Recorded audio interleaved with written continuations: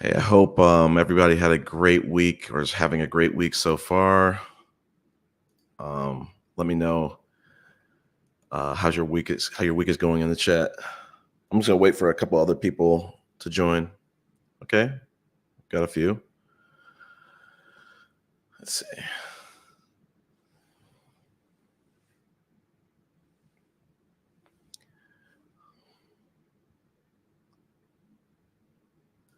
I love this post. Listen, man, if I hope it's working out for you.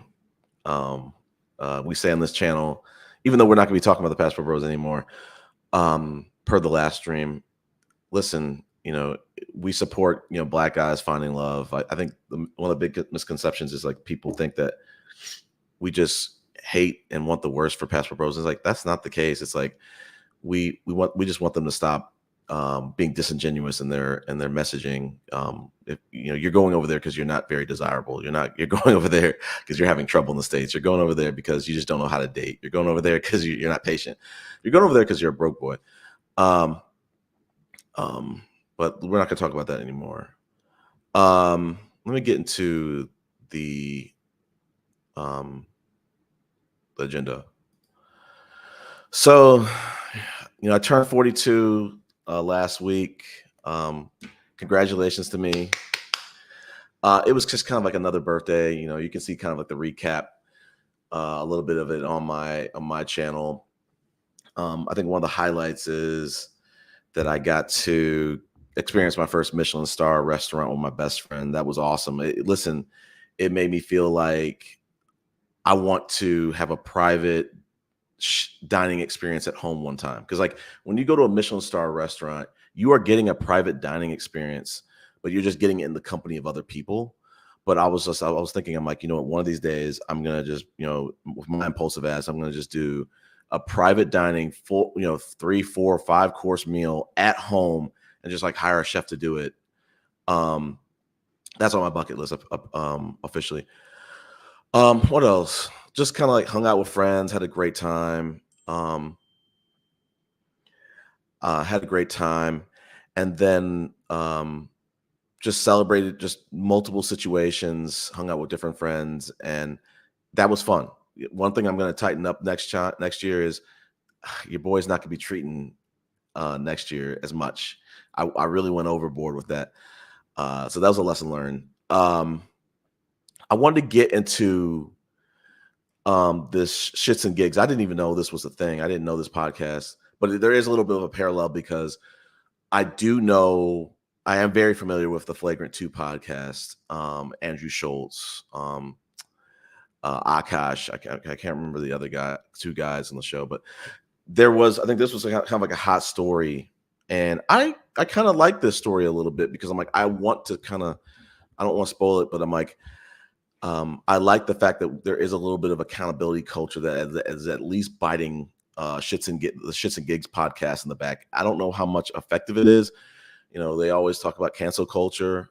Cancel culture is really not that effective because in my opinion, it'll peak for a couple days, maybe a week.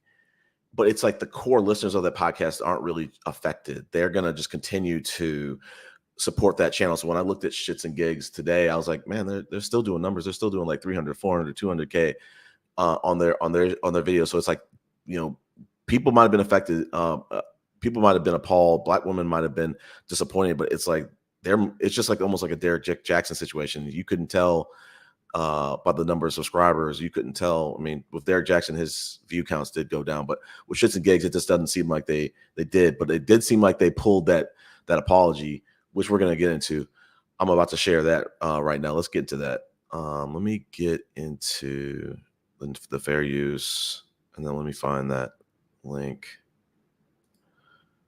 A second.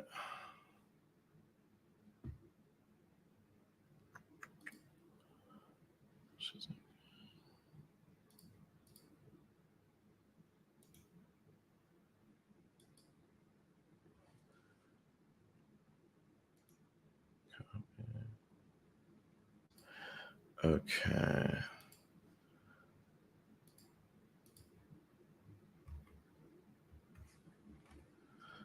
A second to share this. Okay, let me put this on. Let me share this. Share screen.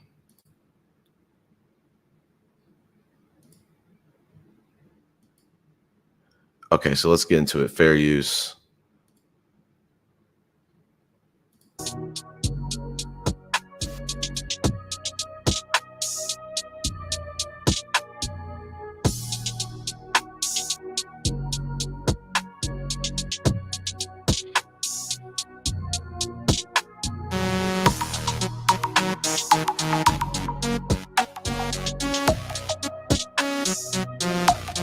What is the black girlfriend effect? This you might don't know about this. Glow up the other culture. Yeah, so you'll see a guy who's had a black girlfriend. All of a sudden, he's got buzz cut, like clean shape up.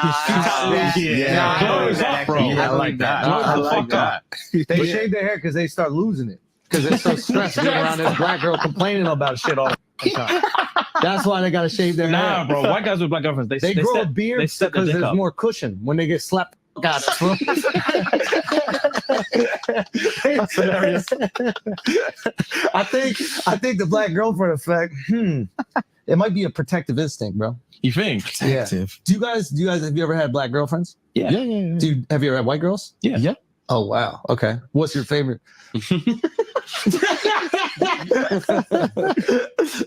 We love them all. Yeah. Oh, really? We love them all. Yeah. That means white. That means white. Hey, let me get a UL translation. Kendrick fans, get them! We love them all. That's royal English. I really hope that it will be fine. You know, if you don't, that's fine. But we just wanted to address something that's happening at the minute. This past weekend, there's been a couple of clips going around from when we did a session on the Flagrant podcast while we were on our US tour. Mm-hmm. And there were a few jokes made that were incredibly inappropriate. One specifically pertaining to black women. And in the clip, Andrew was making a joke. I'm not even going to get into specifics. Making a frankly racist joke. And we were laughing at it. Mm-hmm. And to give there's first of all, before we get into like specifics or anything like that, obviously there's just literally no excuse. There is no excuse. Agreed. And fight or flight is a real thing. Like it is, fight or flight is a real thing, and it's so not easy to say, but when you're in those situations, you look at it through a lens of like, bro, if it was me, I promise you I'll stand up, I'll kick them cameras down, I'll smack homeboy in the face, I'll say this, I'll do that.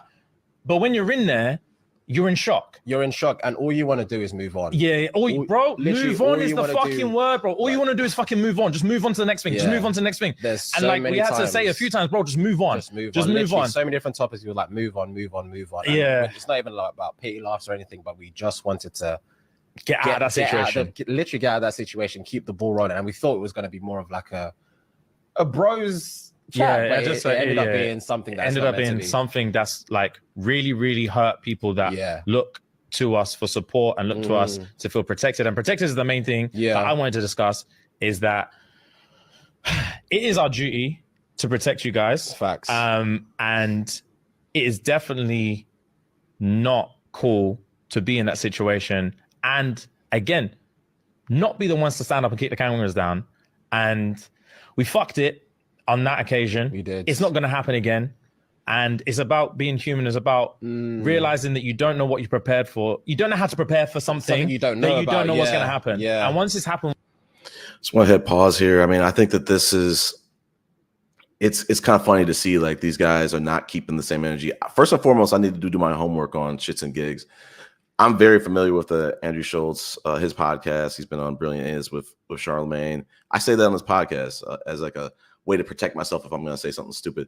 But with Shits and Gigs, they're copping pleas. They got the sad faces going on. I got to do my homework on their channel and see how problematic they actually are. But like, if these guys have any kind of manager, or if they just even did their homework, they should know, the Flagrant 2 podcast. I think they just go by the Flagrant podcast. They're very edgy. But you can clearly see this is damage control. They're trying to protect their brand. But I think they knew what they were doing. If it weren't for the backlash, they would have let this rock. They weren't going to say anything. I think the funniest thing I think that they said was about it's our duty to protect you. Come on, man. Black men are not doing that by and large on social media. And like I said, I need to do my homework on them. I'm sure they're not doing within their brand of their podcast, but it's just what I did like to see in this is the accountability culture kind of like bite them in the back. And it's, I don't think Andrew Schulz has apologized yet, but he's getting flack thrown his way too. But I want to see this. I want people to keep the same energy across the board on, regardless of whether this is a black podcast, white podcast, mixed podcast. Like that's what I want to see. That's the kind of reality I want to see. Is I want to see this kind of accountability. The Anton Daniels, the Angry Mans, the Tommy Sotomayor's, the Dennis Sperling's, the geriatric YouTubers that we don't really want to mention anymore. I want to see them being held accountable, and cop and please, and having to kind of at least think about, hey, we can't get away with saying certain things because we're going to get in trouble with it. So I think let's hit play again.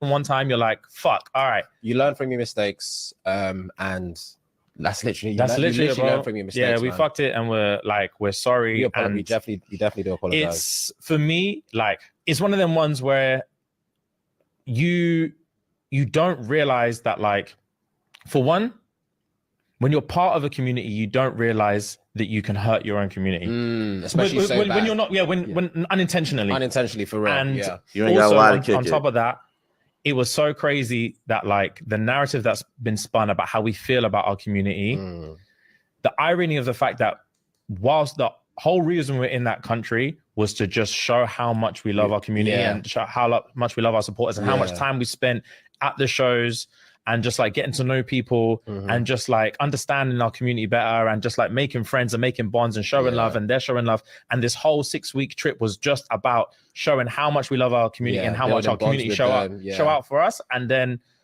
stop lying. To have that exact same trip be the reason that we're having to have this conversation now. But at the end of the day, mistakes make you a better person. Mistakes do make you a better person. You're not born a perfect person. And yeah, we don't condone, we don't appease that behavior. We don't rate it. And we don't want you guys to think that we were sat in that room rating what's going on. We hold our hands up. We apologize. You learn from your mistakes, and we hope we don't let our community down again, because ultimately we do this for you guys. Like, you guys are all we have, man. You guys are literally all we have. You guys have taken us to this level, and we don't want to let you guys down going forward and anymore. So you're just protecting the bag. But anyway, on to regular viewership. Yes, sir. All right, let's cut that. Okay, so they're just trying to protect the bag. I think it's kind of funny to see this. We know exactly what they're trying to do. I'm not very familiar with their channel, but I already know what they're trying to do. They're just trying to expand their audience. Flagrant 2 has a very diverse audience. It's definitely not all black. It's, that's probably the minority part of their population. No pun intended. But they're just trying to expand their brand. They just kind of got kicked back. They got some backlash from this, and rightfully so. So now they're out here copping pleas. Let me see what else. Let's see what else I want to talk about. I wanted to do like a little brief debrief on like Andrew Schulz, the Flagrant 2 podcast. I used to be a long-time listener of them. I didn't stop listening to them because they fell off or they were, they ran me away. I think they're very funny people. They're very, very edgy. I think, just that it's in the name, at the flagrant. They love flagrant conversations. So I haven't listened to them for a couple of years, but I'm familiar with their material. And it's just, I personally don't think that Andrew Schulz is a racist. I think he's edgy. I think Akash, I don't think he's a racist. I think they're just kind of edgy. And so I think one of the things that's kind of being spun is like Andrew Schulz is a racist. No black people listen to his show. I don't think that's true. But I think I'm glad that like everybody, Shits and Gigs and the Flagrant podcast are kind of catching flack for this. And I hope that Andrew Schultz at some point comes out and apologizes. I think I watched the videos today. It doesn't seem like he's going to, because he's a comic. I think that's kind of the little bit of the difference of this, is that I think the comics, they're tending to kind of defend their right to, push things to the edge and tell jokes that, might make people uncomfortable. So I get that. But I think there's ways again, and I want to go back to a point. The Shits and Gigs dudes, they want to act like, no, we walked into something. We did. There's something called pre-production. I'm sure they talked about the topics that they wanted to talk about. Did it go maybe a little bit left? Sure, it did. But they didn't hold Andrew Schultz and the rest of the Flagrant 2 podcast accountable. The one thing I did want to hit on is like the fight or flight thing, and I think that's just a super cop out that. It got me thinking. It's like these Manospheric dudes talk about how they're protectors, how they can take down a tiger and hunting, or they can take down a woolly mammoth. It got me thinking, and I was like, these dudes can't protect anything. They're gonna use excuses. Like, what if there was actually a crisis? I don't think that these dudes who think that they're alpha men, who aspire to be alpha men, who pretend to live vicariously through the definition of what society defines as masculine, and other masculinity influencers define as masculine. I don't think these dudes are going to. I don't think they offer any kind of protection. It's just a front. It's just they try to make it seem like their gender just makes them protectors. It doesn't. Let me shift. So I had this one talking about, would they protect you in terms of a home invasion? No, it's a no. These dudes are weak. They are weak on a lot of different fronts. They're weak by the sense that they're living vicariously through other men. They can't stand on their own. They have to stand in a pack, or they don't feel significant. They don't truly have their own self-esteem. It's like a hive. It's like a shared self-esteem. Let me pivot. I want to talk about kind of like the last few weeks.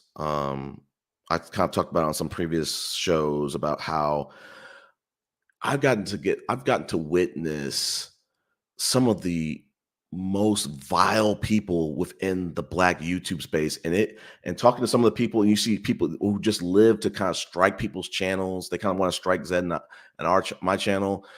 I've never had a conversation with them. They're very weird people, but like they've struck some other prominent people's channels, taken some of their channels out, and it got me thinking. And I'm like, I want to be so far away from that space. I don't want to associate with people like that.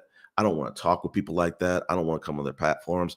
There's some people, like I said, like we don't want to mention on this channel again, but like I refuse to go on their platforms. Like I'm so glad that I have never stooped down and talked with Tommy Sotomayor. It's beneath me. He's a cretin. I'm not going to talk. I'm not talking to Jay Rello. He's a cretin. There's some other people just kind of like him, but like I'm here trying to like elevate conversations. I don't want there's a time for shits and giggles and fuckery, but it's like these people are degenerates. A lot of them are probably committing crimes either in the States or overseas. They're not good people. So like I said, I'm glad that I'm setting a standard of like there's just certain platforms I'm not going on. So shout out to Shits and Gigs, how if you want to go on a certain platform, you can't cop please and say you didn't know what you were getting yourself into. If I ever went to Tommy Sotomayor's podcast, I already know what he's going to get into. It's going to be a bunch of slamming Black women. It's going to be a bunch of racist propaganda, gender war propaganda being pushed. I can't act like, oh my God, I didn't see this coming. Like Shits and Giggles want to act with Flagrant 2. Another little hot topic, pivoting. We know we're not going to be playing any of the media from this, but I think this happened like a week and a half ago. I mean, I'm sure unless you were living under a rock, I think you actually heard the clips. My hot take, I think it was fake from the jump. I thought it was fake from the jump. I think it's I think the things that like led me to think it's fake is one, this dude pops out with like a kind of like a Viagra type endorsement. I think people have said that he's had that on previous shows, but I think the other thing was when I listened to the clips, it just sounded so PG-13. And it's so convenient that like nothing's being showed. I was like, in this social media world, it's like driven world, it's like it's hard to tell what's real and what's not. My money is his fake. And I think somebody was telling me that he actually came out and admitted it was fake. But hey, real or fake, it creates great content. Like I said, I'm gonna die on that hill. I think it's fake.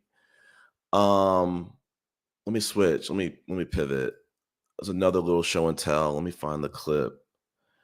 Let me copy this.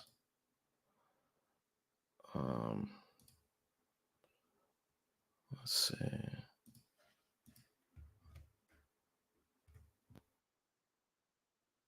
Hold on, wrong clip.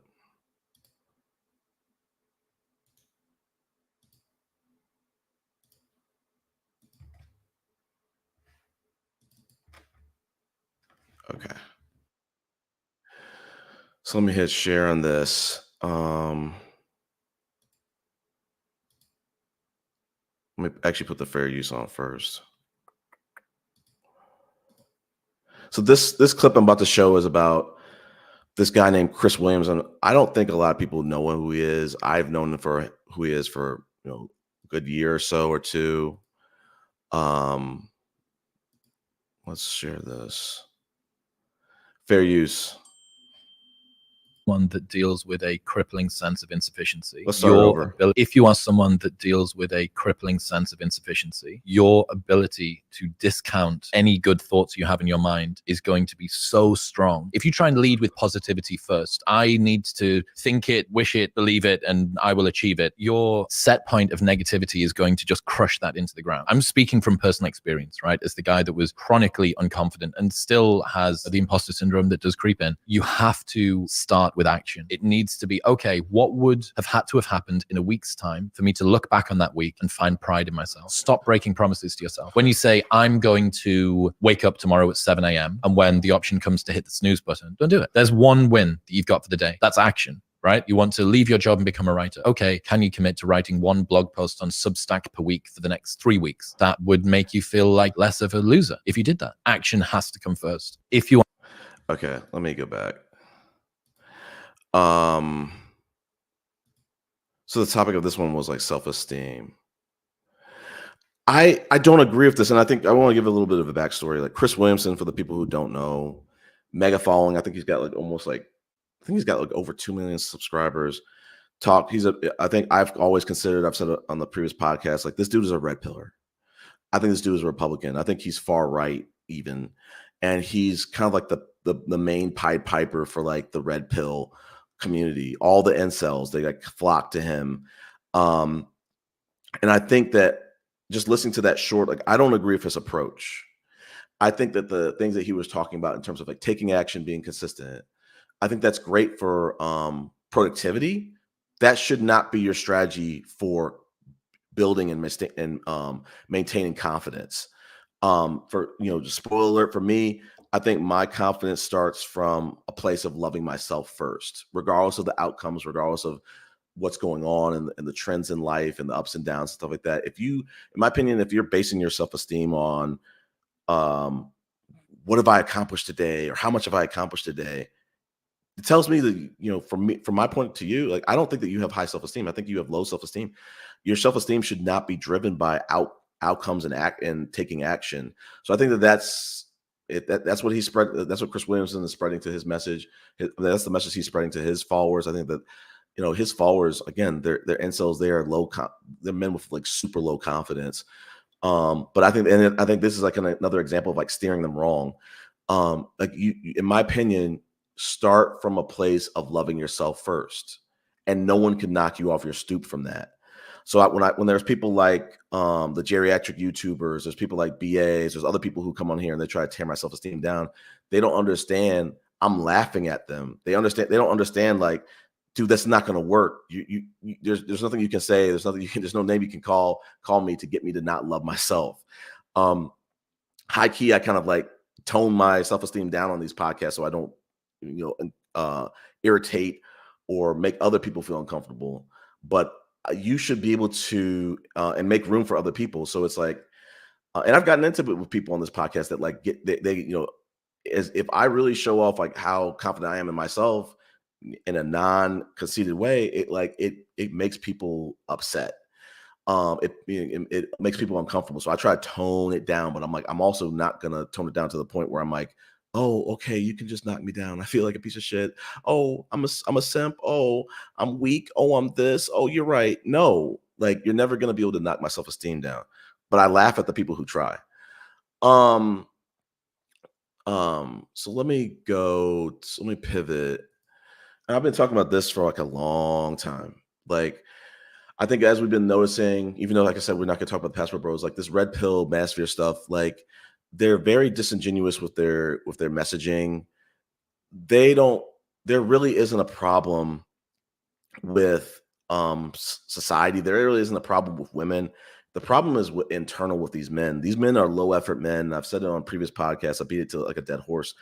Like these men, you got to really tip your cap off to the low effort men of the world, because they want high effort output. They want the most desirable things in life, but they're not willing to put the work into it to get it or keep it or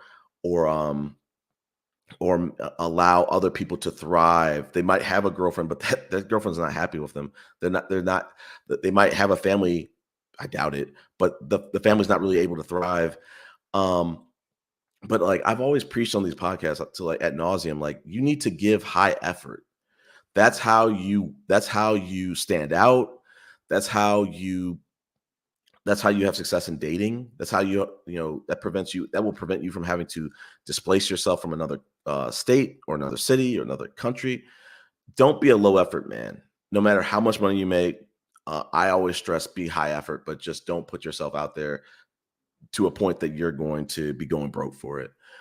I think that kind of like steps over the second point I wanted to make about like, let me take this fair use off. This is annoying. The low effort men, how they can't compete for women anywhere in the world. I kind of like stepped on that point, but it's just like men truly don't know what women want. They truly don't know how to date either. If they feel like they can, like I said, leave another country, leave another city, leave another town, and that's going to give them some type of advantage. Like, at some point, you have to and then also be selfish in the same sentence too. You cannot be. I have tried to tell on these podcasts, like, do not be selfish in dating. Don't be selfish in life, but also give high effort. I think people are going to always like really appreciate the effort that you put in, and they're going to appreciate you. People will always appreciate someone who's not selfish. And I think that's why a lot of men are struggling, is they're kind of being raised to be selfish, entitled, young and older adult men that feel like by a certain age or by a certain salary range or by a certain station in life, you should be given, or things should be falling in the palm of your hands, and that's not how it works. You have to put in a lot of work. I think one pivot that I want to make is I was talking with my little story time. I was talking with my best friend, my red pillar best friend, and it was like blowing my mind about like how the red pillars are like seeking to acquire like so much knowledge through stats. They feel like stats are going to help protect them. That's what one of the red pill's tenets is we're trying to like inform men about what the true reality is, and we're trying to protect men from these child support cases and these huge alimony situations. And it's like I was telling my friend, I was like, dude, like part of the problem I see with the red pillars is like, dude, y'all at some point, I don't think it's gonna ever kick in for them, but like the people who really want to be happy in life and dating, start a family, get married and stay married, you can't be afraid of taking L's. You can, whether the relationship dissolves, the marriage dissolves, the family kind of shatters a little bit, you can't come into it scared. A little bit of a pivot. Like I told people a couple months ago, I was like, I led a team to Vegas. We went to a world championship, finished 257th out of 756 teams. To get there, I personally had to blow a world championship for my team. That hurt. I was crying. Team had to console me. The league administrator had to console me, and I had two options at that point. I could have ran with my tail between my legs and quit, never came back because it's embarrassing to blow that, that game, or I could stand in that. And I remember telling like the league administrator the next week, and I was like, I'm going to use this pain. I'm going to use this situation to realize I have to get better, or this same outcome is going to happen again. I gotta get better so that I don't put myself in this position to kind of blow it for my team again. And I got better. Ended up winning like a solo tournament. I'm playing in a regional next month to possibly go to Vegas solo. But like again, like these men, I told my best friend, Red Pillar best friend, I was like, dude, there's no amount of stats or wisdom that you're going to gain from other disgruntled men that have gone through a divorce or are angry at modern women. There's no amount of wisdom or stats you're going to read that are going to protect you from outcomes of like a divorce or a family splitting up or things like or not having a bad breakup. Some of the problem with these red pillars is they're trying to control. They're trying to set a formula and control for a dynamic and organic situation that is, a relationship with a woman or a relationship with someone else or a marriage or a family. Like if it was that easy, especially the wealthy people, they would have perfect relationships because they have access to be able to buy all the people that can give them all the wisdom and protect them, better than people who aren't millionaires can. So they should have it. They should have the best. They should have the most stable relationships. And then he kind of pivots and says, "Well, the problem is then the men have to, the men aren't really choosing really well. They're choosing the wrong people." And I'm like, you see how like there's always an excuse for something, because those same men, especially the ones who like earn the most, they should be able to see and go and see all the examples of the men who got raked over the coals and they're paying like the Cry Reeses who are paying egregious child support. And there's probably a reason why he's paying that.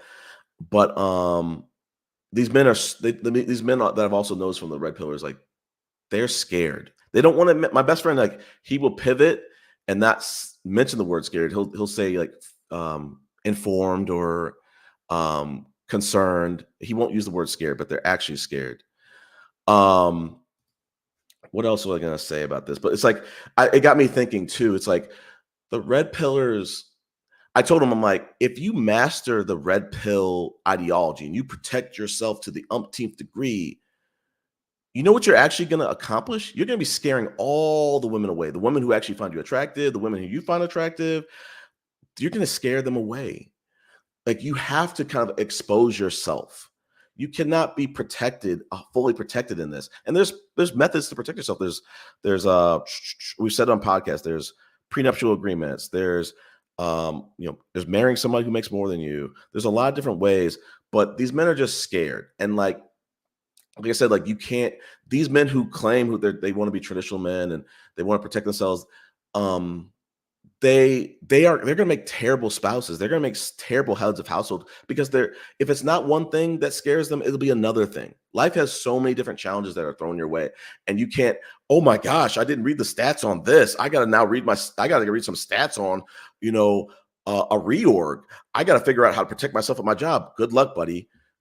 You can't. There's life does not afford stats for everything in real time. Like you've got to take some chances. Sometimes you're gonna get it wrong. Sometimes you have to. A lot of times you really need to work with your partner and think as a team.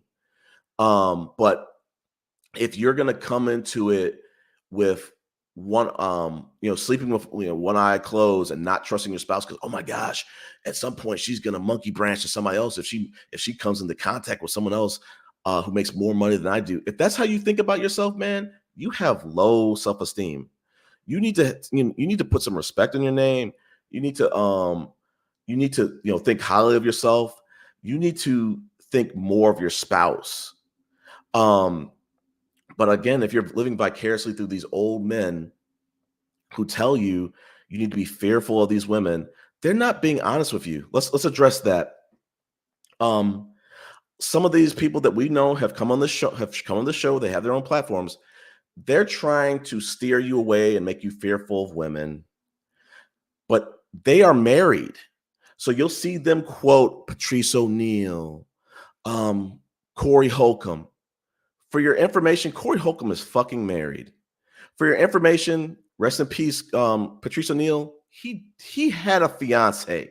So a lot of these dudes are comedians. So it's like men these days really can't really tell the difference between comedy and reality. They're struggling. They are struggling with it, and they want to like pick and choose. They want to like pick on women and say like, look at OnlyFans, look at Cardi B, look at Meg Thee Stallion. They have such as influence. Man, the influence of those women is not as strong as the red pill and that dude from Romania, Top G. I keep forgetting his name when I need to say it the most. He doesn't have the influence. They don't have the influence that the negative influence that Kevin Samuels has, or some of these other people, these problematic influencers have. But it's just like these men who you're taking advice from, they might have had 3 divorces. No judgment, no judgment. You know, things happen, but you also need to be honest and tell these guys, hey, I failed at a marriage. This is I've said on these panels, I'm divorced. You're not going to hear me telling you how to have a successful marriage. I don't have the answers for that. I have to go through that myself. Yeah, Andrew Tate, thank you. To Vendi and Angie. I keep forgetting his name. But let me go back to the banner. These men who are 50, 56-year-olds who are trying to tell you like the Coke's Greg Adams, they're not telling you that they like some of them we know are hiding a child and not telling you about this. So they're not really coming here in good faith. They're not really coming here telling you being transparent. They're only giving you a slice of their life, and they're only picking the perfect parts of it so that they can perfectly segue into your brain and say, trust me, I'm not going to steer you wrong. I haven't made any mistakes. They've made plenty of mistakes. But they're not going to let you know that. They're not going to let you know, like I said, they've been working on their 3rd or 4th divorce. They're not going to let you know that they're gonna be shitting on baby mamas. They're gonna be shitting on black women, but they have their own baby. They are baby daddy themselves. No judgment. But I want to I think there's a lot of meat on this bone about low effort men, about just the manosphere in general, how they're just super disingenuous. I wanted to kind of pivot and maybe close. I want to like maybe move one topic up. I want to talk about this. You know, I've said on these podcasts a lot of times, like the manosphere it's disingenuous. It's a smokescreen, even how they're attacking black women, how they're not highlighting how black women are surging in home ownership. They're not, telling you about how they're surging in their careers. They're not telling you how they're surging in college. They're not telling you how black men are falling. If they do, they're blaming it on the education system. Let's get into that. Let me pivot that. I'll get back to the starting a family at 50 is not what's up. But I don't want to lose this little tangent. I was talking with my red pillar best friend, and we were starting to talk about solutions. We were talking about he brought the typical talking point of, oh well, all the teachers are women, and this is why men are struggling in school. Okay, if you want to take that. So I said, okay, well then we need to get more male teachers. And he came up with this solution of like, well, and to incentivize men to get more male teachers, he's like, we should pay men teachers more than women. I'm like, I was face palming. I was like, what? Like, no. So I pivoted. I said, before he said that, I was like, well, if you want to have more male teachers, those men, that's an industry or that's a job where they're typically underpaid. It's typically dominated by women. If you want to have more male teachers, you're going to have to address the fact that women aren't paid very well. You're going to have to pay them more too. Well, his idea was, no, we should pay the men more and, incentivize to get more male teachers. But the problem is like, that I wanted to address with that is like, they're grasping for straws because it's like, the problem is that even if we had more male teachers, even if healthcare or education system was male dominated, the problem is these guys don't want to also address the bigger elephant in the room. Actually, the actual elephant in the room is misogyny is failing. It's hurt at this point. It is hurting men. It's hurting men. It always has, but it's really hurting men now. I don't want to say it's hurting men as much as it is with women.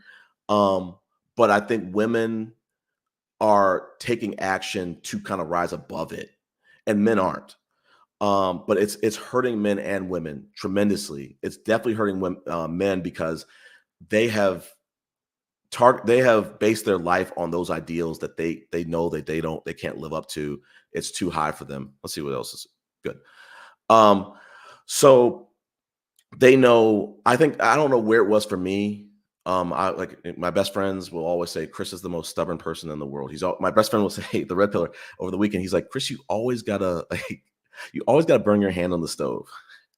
I will die on that hill of lived experience versus statistics, maybe even over wisdom, because like I get wisdom, I'm gonna take that in, but as I was telling my best friend, like I'm gonna be ignorant to that and say I'm gonna lean on my lived experiences, because that wisdom doesn't translate 100. It doesn't always translate 100% to the women who I attract, the lifestyle that I have to live. So I'm going to be living a little bit of a different life than like my red pillar best friend who doesn't like to date black women. What can he tell me about dating black women when he doesn't? He can't date them to save his life. He can't be attracted to them to save his life. So what I have to take his advice with a grain of salt, because I know a lot. Typically, when I know the racist propaganda has a stranglehold over him. The one thing I was telling today, think about today, is like it was kind of funny. I was thinking, hypothetically, I wanted to kind of like I was thinking about something that maybe might be a little bit prophetic. I was like, there might come a time where not black women, but just women, the modern women as they call them, might say, hey, you know what? We'll accept y'all being 50-50. We'll accept y'all maybe even being house husbands. We just want stable relationships. We just want marriages. And these dudes still aren't going to do it.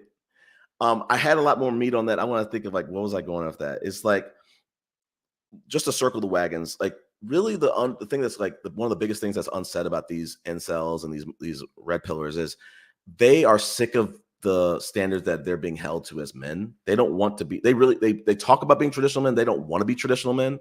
They don't want to have to pay dates. And you'll hear. I was listening to a podcast from the public offender, and this guy on one of his panels was talking about, man, like, and you hear it from some of these geriatric YouTubers about how the third date rule, how they after 3 dates, like now the woman's starting to use you if she's not willing to sleep with you. Gross. But you'll start hearing these men talk about how, like, man, it's not fair that I have to like take this, take women on these dates, and when my sister even told me over the birthday weekend, I don't know if it was a man she dated or a story she heard. She said the men out here are saying, at what point are y'all gonna, meaning the women, at what point are the women gonna start chipping on these dates? And I was like, oh my God, man, really? They're out here doing that.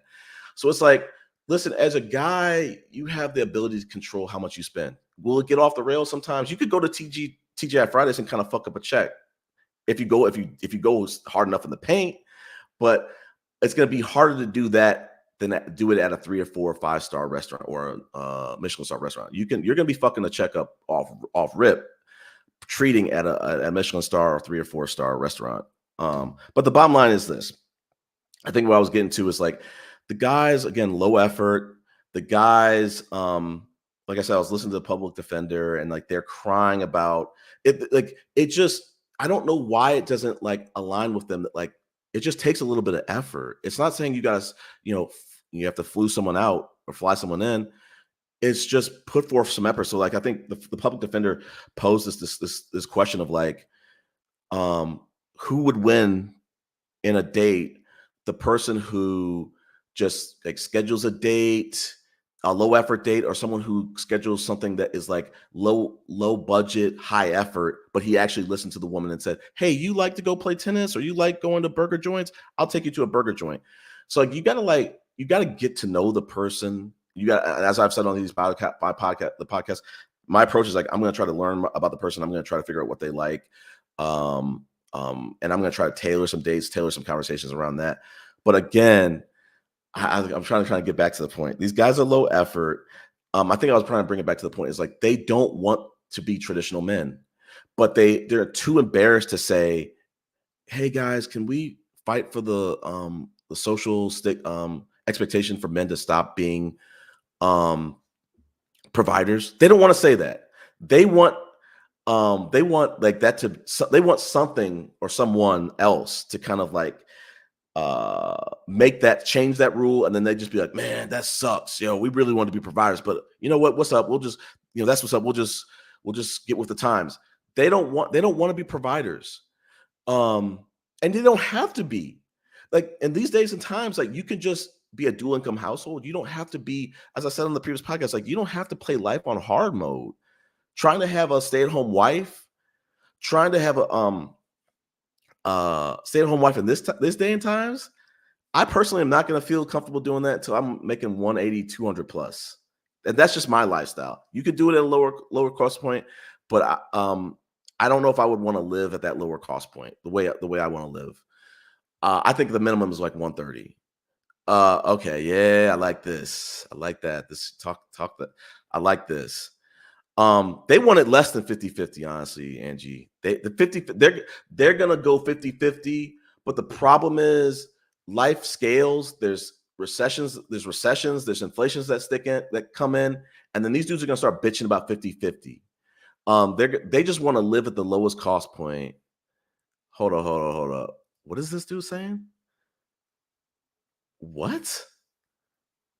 I don't know what you're trying to say, but I'm confused. Please explain what you're trying to say. I'm confused. But when women make more than them, it just like really, cuts them in their bones. And I don't fault them for them a little bit. I understand that they've been indoctrinated. They need a little bit of therapy. They need some encouragement. They need a community that's going to kind of support them to say, it's okay. You don't have to, provide. You don't have to, like, in this day and time, you don't have to be the only one providing. You don't have to do that. Let me see what else. What's the link? Oh, okay. You want to jump on the panel? Let's do it. The one thing I will say, a little bit of a tangent. Maybe I should save it. I'll save it for another podcast. But feel free to jump on the panel. I had maybe like one or two other little topics, and I was gonna maybe end it. But if y'all want to talk in the chats, or on the panel, feel free to jump on it. Let's do it. But till someone joins, I'll keep going into the spiels. I want to get back to the point. One of the biggest lies that the Manosphere is preaching to men is, yo, you can start a family whenever you want. You can start a family at 40. You can start a family at 50. Let's fixate on 50. There's a prominent YouTuber, we're not going to say his name, who's having a kid at 51. Do the math with that. 51, that kid's he's not going to be a father until 52. We'll get back to, let's figure out 5 benefits to being responsible for a woman. Seriously. Well, okay. I need to screenshot that. We'll get back to that. Let me go back. Starting a family at 50. Let's do the math. So you're 52. By the time your kid is 30, you're 82. The average Black man does not probably live to 82. What is the quality of life at 82? Now, I've been blessed. All my grandparents have like lived to their like 90s. I have a grandfather right now who's like, I think he's like turning 101 this year. I'm very blessed, and most of them have been in the high 90s. Yes, they have maybe like their last maybe 3 or 4 or 5 years they might have been dealing with dementia. I've had two grandparents who've had full blown dementia. I've had one that had like age old dementia, and like again, my last living grandparent, my paternal grandfather, he's like turning like 101. He's hats off to him. No dementia. He's really acing life. So again, starting a family at 50, I have tried to tell on these panels, I'm 42. I'm trying to tell you, when you are 40 and you don't have any children and you're trying to start a family, it is problematic as fuck unless you're trying to age gap. And let's be clear about this. The 20-year-old, let alone 20-year-old smoke shows, they do not want you at 40. You have to be damn near Will Smith. You have to damn near be a poor man's Will Smith. You have to be a poor man's Idris Elba. You have to maybe be a celebrity. You have to be you got to be a handsome son of a bitch, quite frankly, or a rich son of a bitch, a wealthy son of a bitch. But like, and most guys are not that. So 50, So again, let me just give you all a peek behind the curtain. Women at like, unfortunately, it's heartbreaking. Women at like 38, and up sometimes either have a kid and they can't have another kid. They have a kid and maybe it's going to be a medical, beyond just the fact that it's a geriatric pregnancy, it's going to be maybe a medical emergency or a serious situation health-wise if they try to attempt to have another kid. They might already have another. There might be other reasons why they don't want to have another kid. So it's like if you're 40, you're going to be really hard pressed to find another woman. As my therapist would tell me, Chris, even if you want to date a woman who's 40, 41 and wants to have a kid, some of these women, it takes a year for them to have a kid. So you have to date younger. And I think like the advice that I get from my therapist is like, Chris, you got to start dating women who are like 35 younger, and I'm 42. Listen, if y'all listen to me, if y'all hear me on these podcasts, you already know I love me some age appropriate women. I like women my age. Hey Angie, welcome to the panel. I want to drill on this, but I want to drill on this and I'm going to hand it off to you. Like I said, I want us to. I really wish the Manosphere would hold men accountable and actually stop telling them lies that starting a family at 50 is not, or even 45. I'm looped into this. I'm setting 45. I'm 42 right now. 45 is my cutoff point. I don't want to have to take it to that point, but I'm like, you are starting to sacrifice years with your children. As they say, like, I hate the fact that they say, oh, men can start children. They can start families. They can have children at any age. That might be true. But one of the next points I want to get into that the last person I dated, she sent me some links. Older sperm is problematic. They say that like men in their 40s have like a 25% more chance than men in their 30s to produce children who are schizophrenic or children with autism. No judgment. We love all children are a blessing. But I'm just saying the Manosphere is not telling men this. They're just saying, no, it's all good. Just wait to your 40s, wait to your 50s, wait to your 45, wait to your whatever. Wait till you're a high value man. Maybe it's your 60s. And to add on to that point, men in their 50s have like a 66% more chance to have produced children with schizophrenia or autism. And there's other, defects or other medical negative situations that you could, I guess, pass down to those children. So I want to just like someone to put a cap on that and just say like, listen, the Manosphere, if you guys are really about protecting men, stop selling them dreams, stop selling them lies, stop selling them dreams that like that their biology is not going to drop over time, that their health is not going to drop over time, that when they become 40 or 50 and they're trying to have a kid with the 25-year-old woman or the 35-year-old woman, look at what she is having to settle for health-wise, just from the sperm stats alone, and the health stats alone. But I'm going to hand it over to you, Angie, how are you doing? Hey, Chris, can you hear me okay? Yeah, I hear just a little bit of an echo, but it sounds great. It sounds fine. Okay, I'm driving down these raggedy Mississippi roads on my way to Dallas. So I'm doing fine. How you doing? I'm doing good. I had a great birthday weekend. Did way too good. Much. We're gonna be making some adjustments next year. We're gonna tone it down, but I had a great weekend. had a great weekend. That's wonderful. What I have to say about the entire thing, I've been saying it for a very long time. Older men are fooling younger men, and teen boys that are coming into manhood, filling them up with all of these lies about what life is going to be like because they're competing with them.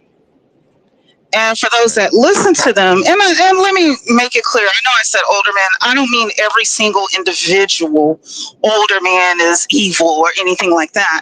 But what I'm speaking more to is an old standing narrative. And it's because they're competing.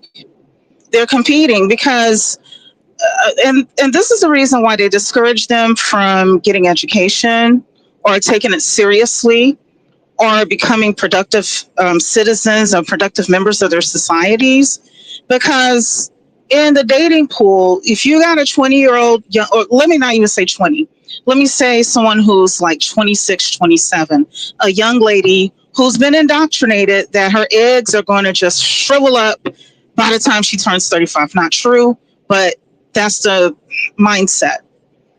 So, of course, she's going to be looking to settle down a little bit earlier in life. Well, while she's being told this primarily by a patriarchal system that has control over like medical knowledge, that bases medical knowledge, for instance, on a 150-pound Caucasian man, respectfully. Okay, women are not men, and our body, our physiological processes in some ways can differ because of that. But the medical system has been for the longest time based upon that. So she's being told by 35 she needs to have shot out a baby or two, or else it's all downhill. So she's 27, 8 years away from that cutoff date. She's looking for someone who is stable, who is mentally stable, financially stable, taking his life seriously, so she can go ahead and move forward with her family. Now, while she's being told that, what young men are being shown and told is it's okay to gallivant your life away up until you turn 35 or something like that. Because the reason why is because if you're not taking your life seriously while you're in the prime of your life, while you're the most fit, you still have hair on your head, and you still have stamina. If you're educated and you got a little bit of money with you, you're gonna look better in the dating pool than the old guy who let's just say he's closer to 50. He's balding. He's starting to experience some realities in life. He doesn't have the stamina like you. Even the 35-year-old doesn't have the stamina that he did when he was 18 years old, but chances are high he's going to have more stamina than the 50-year-old at 35. So that 35-year-old that's educated, has money, has a good life ahead of him is going to look better in the eyes of the 27-year-old woman than the 50-year-old is going to appear. So of course they got to tell you stuff to throw you off the game and to make you look like complete idiots in front of the very women that you should be attracting at that age.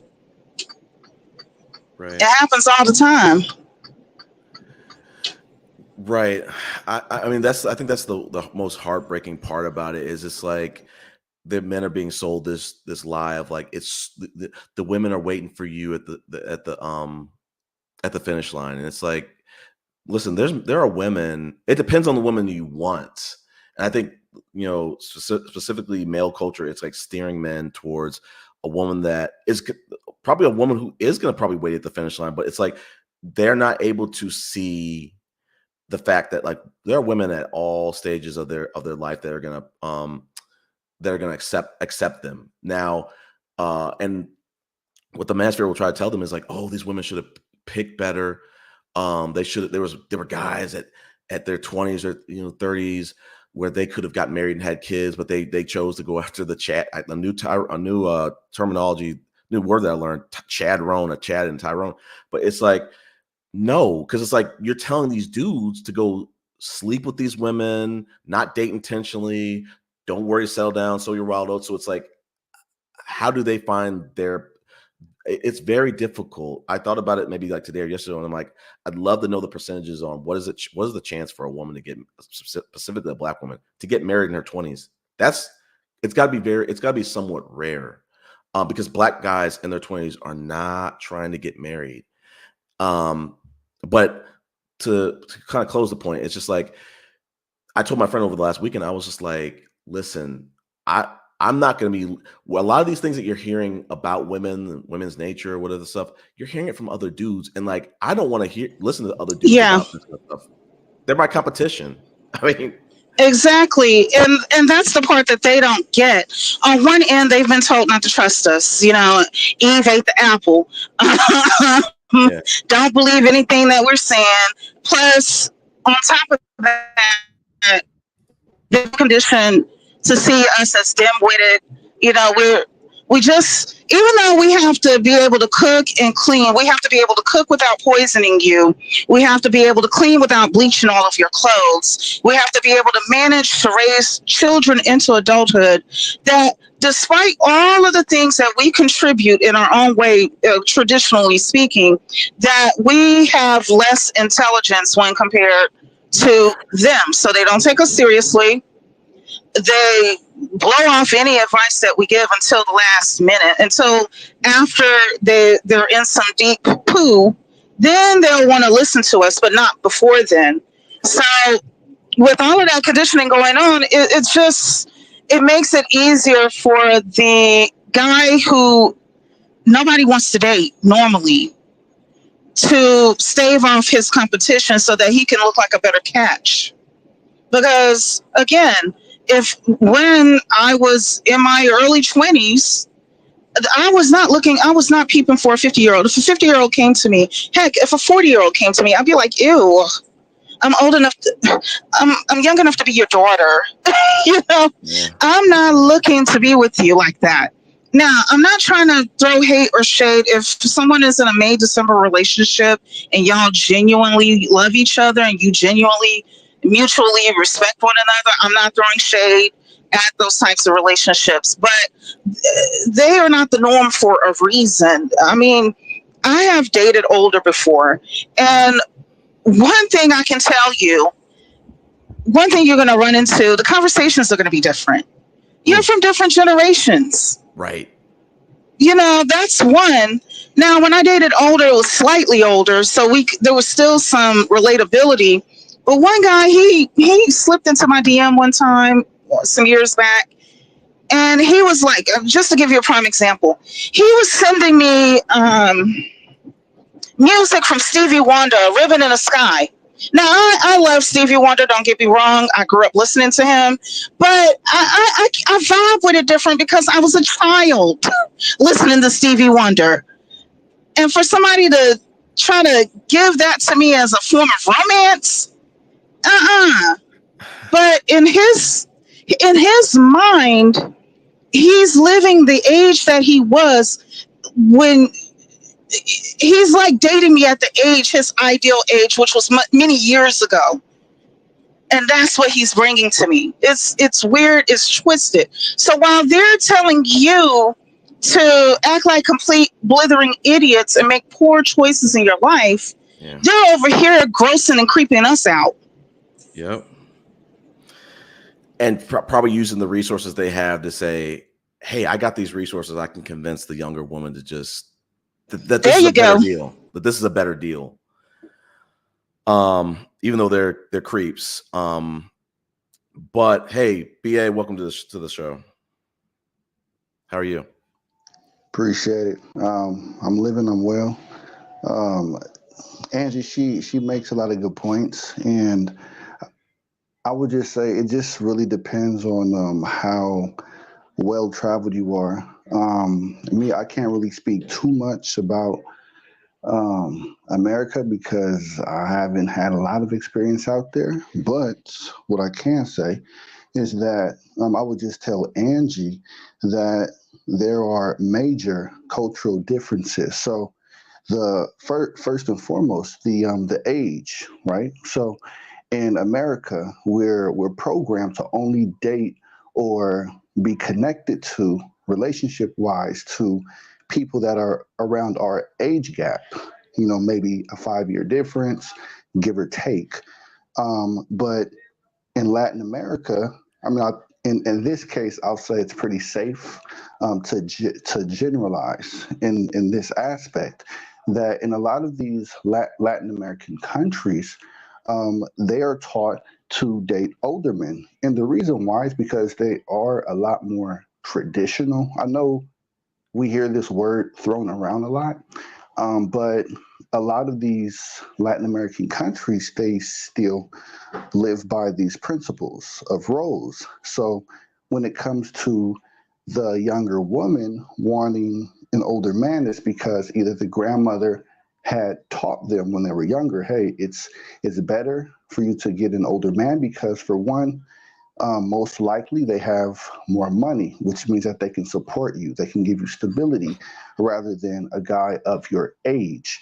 Now, also, we know that when it comes to age, in most cases, there's a maturity level, right? So if a woman that is, let's say, dating, if she's 21 years old and she's dating a 21-year-old guy, most likely he still has some maturing to do because he's still growing.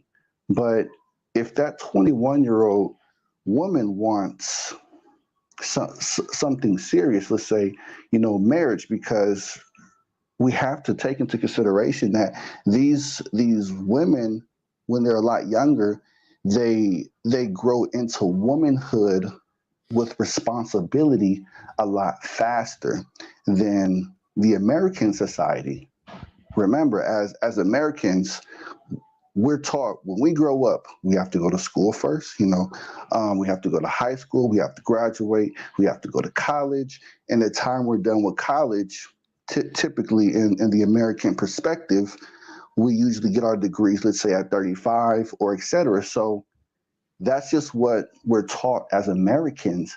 But the time you reach 35, and I think, don't quote me on this, but I think biologically, the reproductive system of a woman, I think it maxes out normally at 42. So biologically, she's on a biological clock to have children. Remember, don't quote me on this specifically, but I think it's around there. So it really gives a woman a very small window, a small open window to actually create a family. And as what you guys said, it takes about 9 months to birth a child, right? So women have a very small window if you take that into consideration. So to wrap this all back around, it all depends on one's culture when it comes to the age gap and how they were raised. So I just think that in Latin American countries, they take upon responsibilities as a woman a lot faster. They develop a lot faster than women in America. I don't know, quote me if I'm wrong, but go ahead. You can have the conversation. I don't know if you want to respond to that, Angie. I definitely want you to respond to this quote, but what do you have to think Okay. about that? Okay. Again, I don't debate people's beliefs, and I think that's respectfully where this gentleman is coming from, because when we look at the data of nations, according to the CIA World Report, the nations that are doing well for its citizens tend to be nations where the women are, they're closer to like 28, 30 years old before they become first-time moms. And their age of marriage is closer to that as well. And the men also are like in their early 30s, like between the ages of 30 and 33. And from the perspective that I come from, women are women no matter what. You can go to different parts of the world and you can see the societal schemes that women have had to play along with. But the U.S. gives a wonderful opportunity to see what women will do, even when they come straight from their homeland, how they choose to live once they get here, because they don't have anybody like enforcing them to wear hijab, for an example. If you want to wear a hijab or not, that's your business. There's no police that are walking around enforcing a woman to wear hijab. Likewise, there's no one walking around enforcing the norm that a younger woman should get married to an older man. And also, I would like to harken back to the time of the early baby boom era. Once they became teenagers, they had this habit of eloping in Vegas. Why? Because at one point in time, the U.S. society was one in which younger women were encouraged to marry older men for that reason. Older men had resources, they had money, they had property, but they had it not just to share with the woman, they also had it to help take care of her side of the family. and to kind of like keep the prestige in the family name in the cases of those who were blue-blooded, but they lost their wealth, which happened quite often back in those days. So what was significant about people eloping in Vegas is because you had an opportunity to see what happens when people no longer bend to the pressure of their society or bend to the pressure of the expectations of their family. For some of those people that eloped in Vegas back in those days, it also meant that they could no longer have access to their family. Their family disowned them, cut them off for whatever the reason. But what you see in those patterns is that people who eloped in Vegas, they often married within close to their age, maybe 1 to 2 year difference. So what I'm pointing out with that is naturally what happens. You'll find situations where men are attracted to women that typically, especially the young men that are closer to their age, as well as women are attracted to men who are also closer to their age. You know, I don't see too many 40 or 50-year-old men going after 80, 90-year-old women. Okay. And likewise, I don't see too many 20, 30-year-old women wanting to choose to be with 60 and 70-year-old men as partners. Can I tap in really quick? One thing I wanted to say, I wanted to say this, BA. I was hanging out with a quote unquote married woman. She says you create great content. I agree. I mean, it could be problematic at times, but it could be tough. It could be a rough ride sometimes. But go ahead and respond, and I want Angie to kind of respond to this quote on the bottom. Okay. She did hit a lot of good points, but I will say this, and I don't mean to come off rude or anything, but men value beauty, youth and beauty.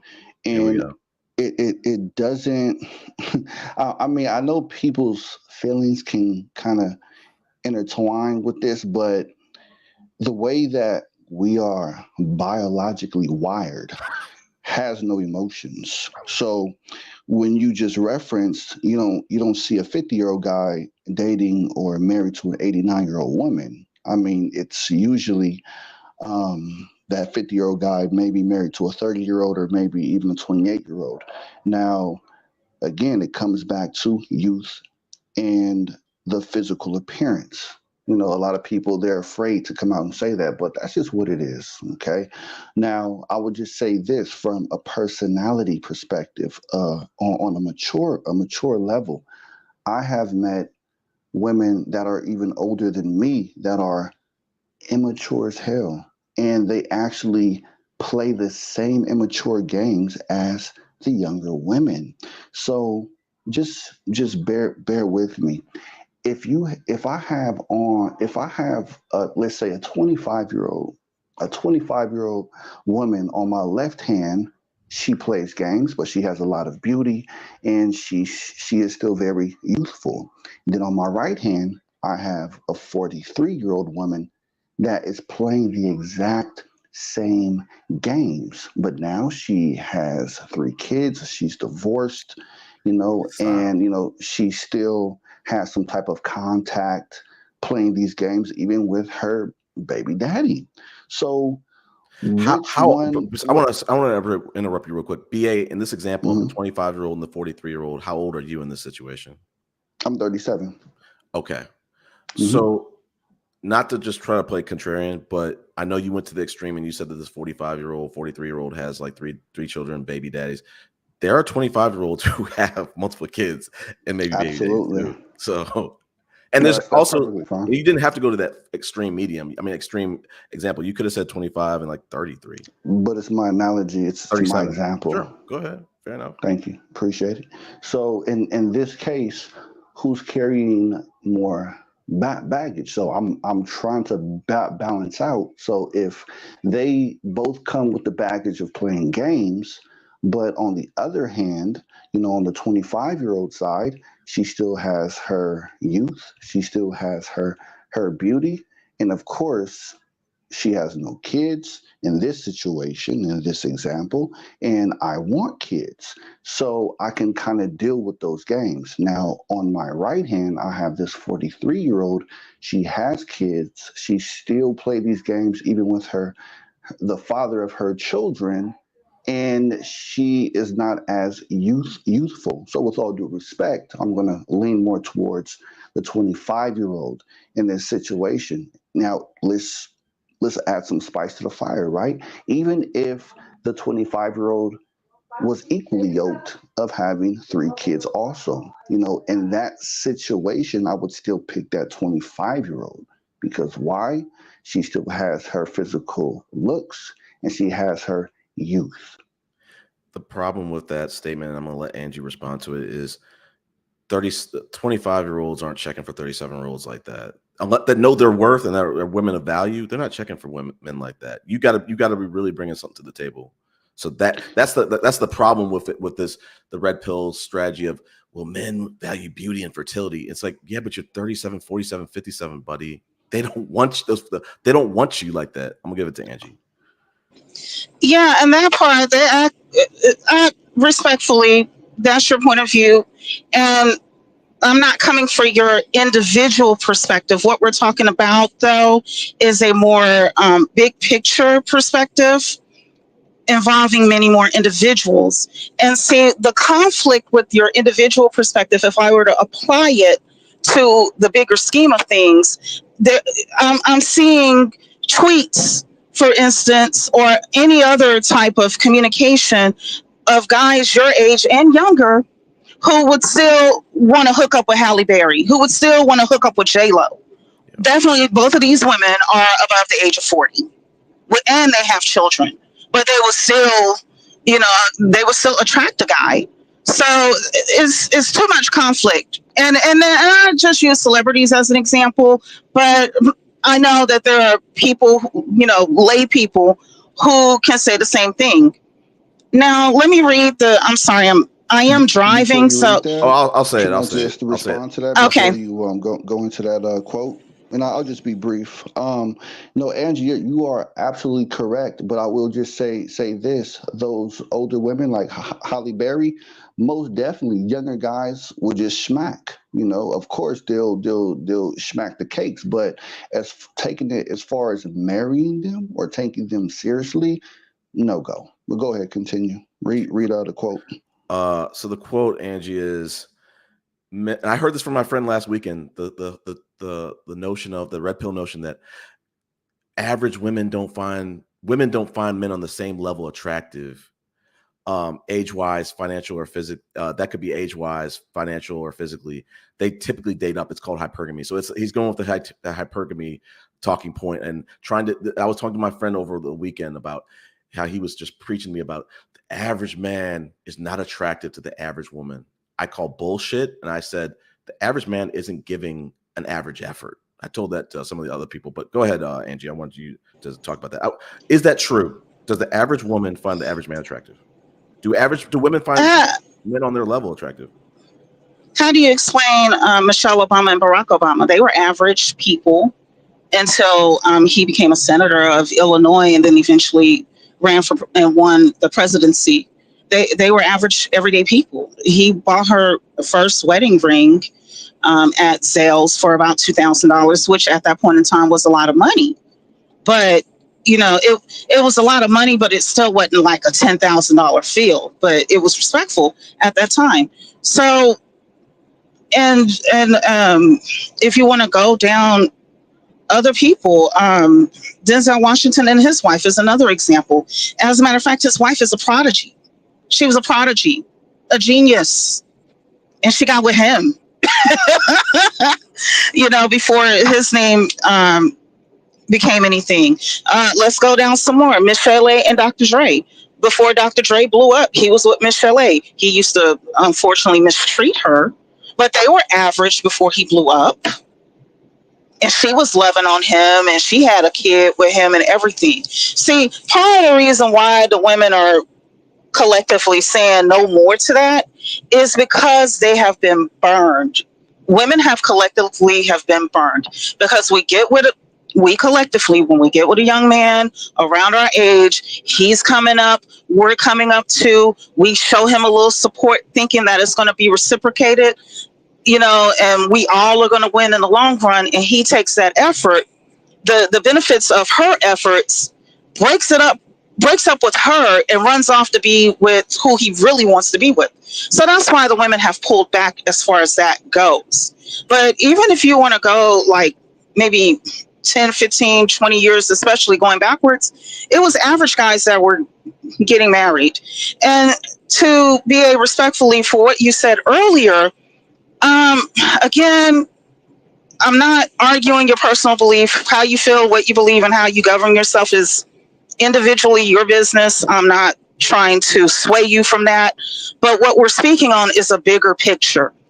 And the bigger picture is when I look at Prince Harry and Meghan Markle, they have an age gap of about a few years. She's older. He picked, this man literally had his pick of any woman in the world. He picked her, a woman that was divorced once and is older than he is. And he married her and they have children. Same thing with Russell Wilson. Russell Wilson picked Ciara. She's slightly older than him, I think by a couple of years, if I'm not mistaken, and had a baby already with Future. He married her and life goes on. So the idea that the average man is just so like not into the women that are close to his age, I'm sorry, collectively speaking, it's not true. Especially when I see older men, and this is another thing that happens, older men, while they're telling men your age that, sir, they're also hitting up the older women, they're hitting up the younger women. All the things that they're telling, all the attitudes that they're telling you to have towards us and to, you know, get real funky with us, just for lack of better terms. So what it does is make you look unattractive in our eyes. So while you're busy looking unattractive to us, the older guys who are giving you this advice are giving us the flowers, giving us the chocolate, taking us out on the expensive dates. Okay, they're the ones that are calling us morning, noon, and night, sending us text messages, stopping by just to see how we're doing. They're doing chit-chatting. I was trying to say chit-chat, y'all. Chit-chatting with us, and they're doing all the things that they're telling you is making you appear to be the simp. Yep. I wanted to shout out Nick Jonas. He married Priyanka Chopra. She had to be probably 6, maybe 7 years older than him. They're still married. I think they have a kid. But to Angie, the points, the quote's really saying, the average woman doesn't find the average man attractive. Is that true? Right. No. When you want to talk about looks and appearance, no, there are a lot of guys out here who don't have muscles. They have hairy guts. I'm sorry to be graphic, hairy beer belly, some of them, and they got a girlfriend. The issue isn't. I've said this before. Men and women, we have the same top 5 when it comes to like dating. It seems that guys tend to put looks as number 1 collectively, whereas we women tend to put it as number 3, 4, or 5, maybe even lower. But it's not to say that we can't see what we see. What we tend to do is say, you know, he's not 6 feet tall, but he's wise, he's smart, he's honest, trustworthy, he's stable. I'm cool with that. But it doesn't mean that we can't see that you're not 6 feet tall. It doesn't mean that we can't see that you may not be the best looking crayon in the box, so to speak. It doesn't mean that we can't see those things. What happens is that we, through our childhood, we're conditioned to be nice and not to say that, and also to value character more than looks. So that's what you see going on. But because of how things have been going lately, you're going to see women still valuing those traits that I'm talking about, but also put looks a little bit higher up than number 3. We're going to start seeing that more and more. But Let me just jump in real quick. just to ask you one more thing.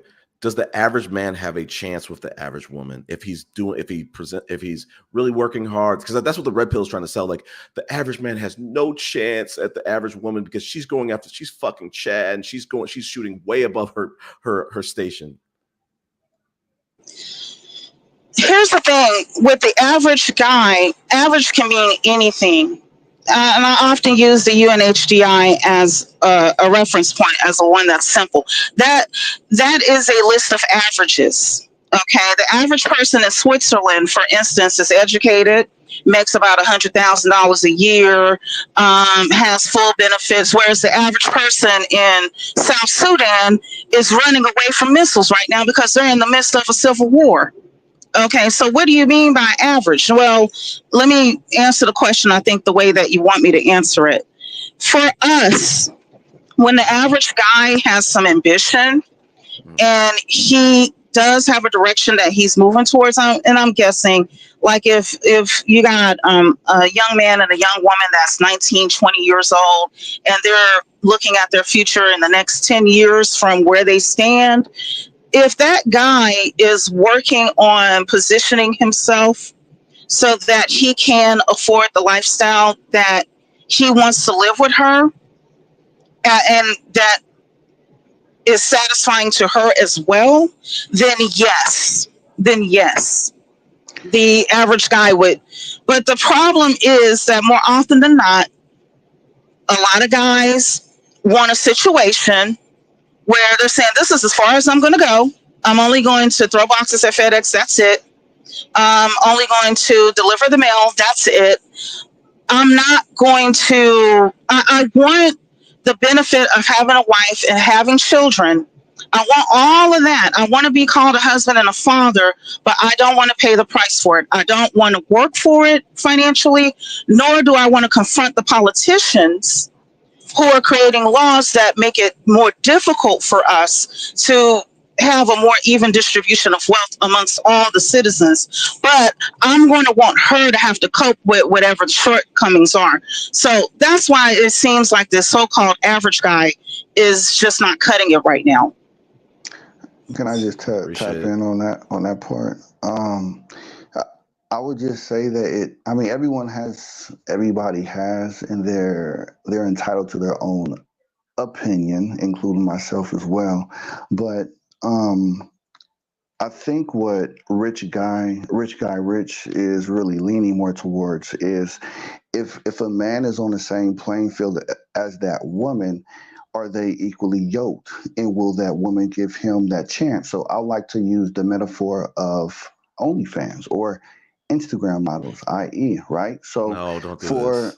For an average guy, right? I like to call them the Jerome. A Jerome is a Black American guy. He's a car mechanic. He's a 9-to-5 hardworking brother. He likes to come home. He's very traditional. He likes to pay all the bills, and he likes to take care of a woman, right?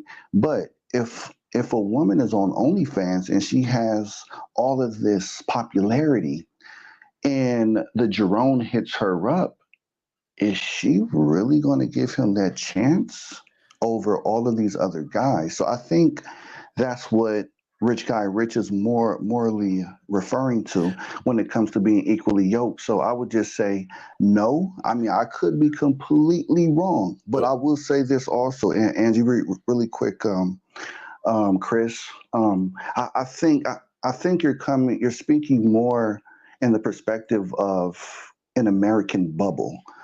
And that's no disrespect at all, sister. But I've traveled to different countries, and I like to be unbiased, because you said nothing wrong. But that's how we were raised. That's our society in America.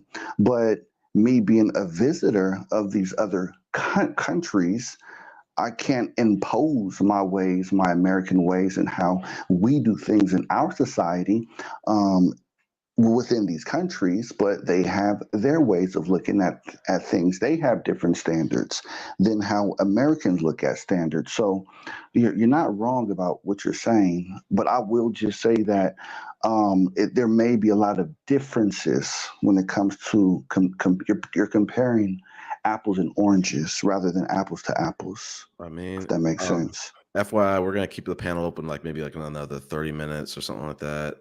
But BA, I think when you speak about apples and oranges, you're talking about the Jerome, the average guy who's working hard and he's trying to get an OnlyFans girl. Are they really on the same level? Because like the rich guy Rich was saying, women typically don't find men on the same level attractive.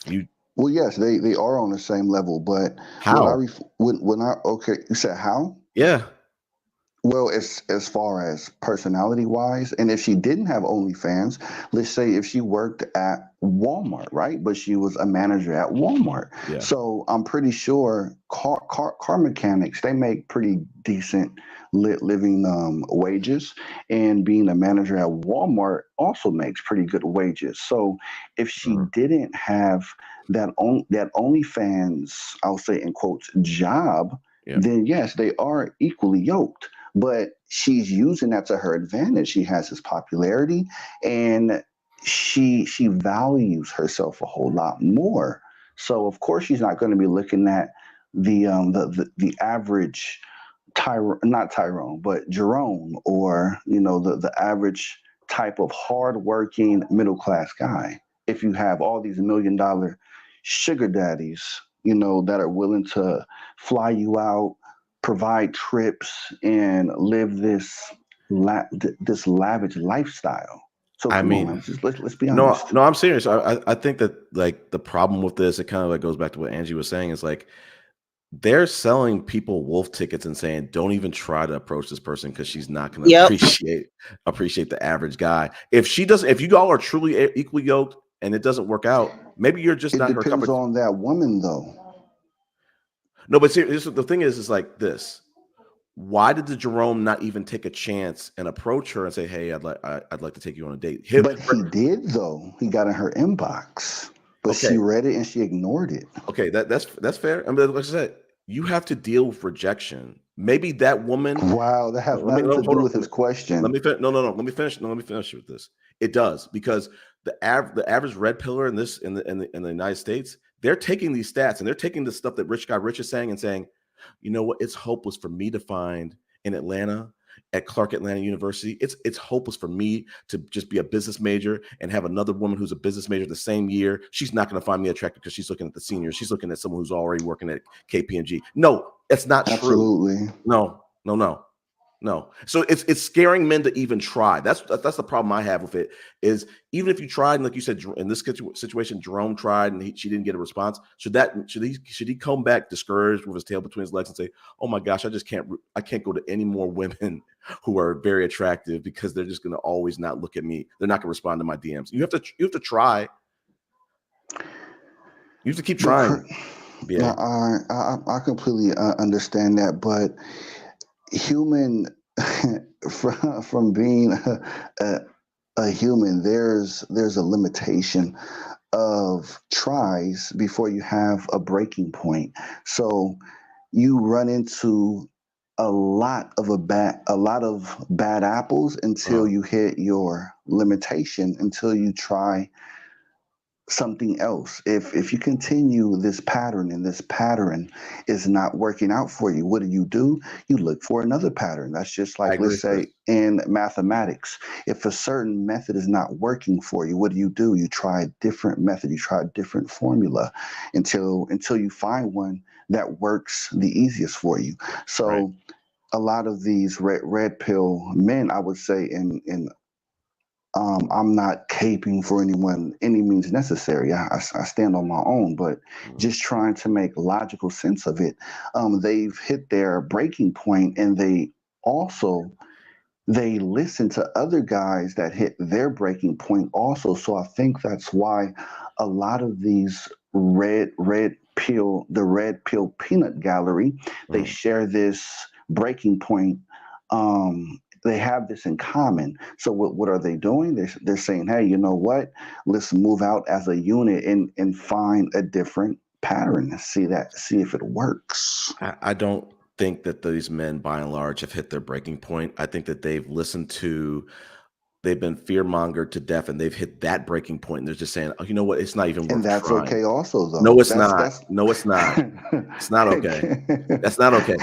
If you're going to give up, each to their own. If you're going to give up on something that you truly want, and you're going to let another man convince you to do it, that's not okay. That's not healthy, in my opinion. That's So in your situation of Jerome, maybe how does he even know that OnlyFans women are attracted to him? Like, if you're going up to, let's just say, if you're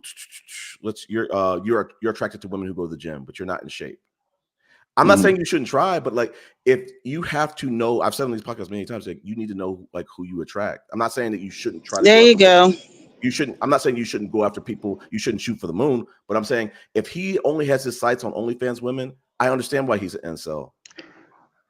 But in this case, but in this case, Jerome was not only specifying or limiting his dating range of OnlyFans. This was just a woman that he was attracted to, and maybe he wanted to shoot his shot, but he's not just solely attracted to OnlyFans women exclusively. Okay. It was just someone that he came across that he might have wanted to shoot his shot at.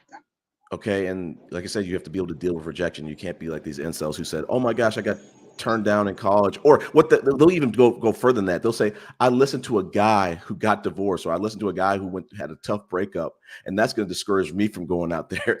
It's like, no, like that dude's situation. You don't know his situation. You don't know what he did to impact that. So it's like you should not be allowing other men to discourage you from trying. And like if it doesn't work out in your situation, I know you want to yawn at that. You should not get discouraged by that. That person wasn't for you. That's it. Christopher. But the thing is, no, go ahead. Human nature says if we don't want to learn from our own mistakes, we learn from others' mistake. And that is a perfectly valid way to avoid situations.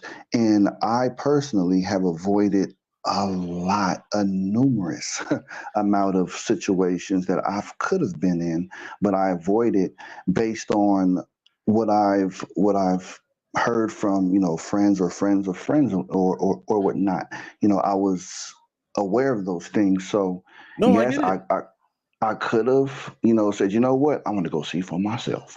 Like, no, why would I want to put myself in that situation? That's just like you going to Venezuela and you going into a territory of the Agua, that gang, and you say, hey, well, let me see if they're really that dangerous. We're talking about women. We're talking about women here, BA. We're not talking about gangs. Oh God, Jesus.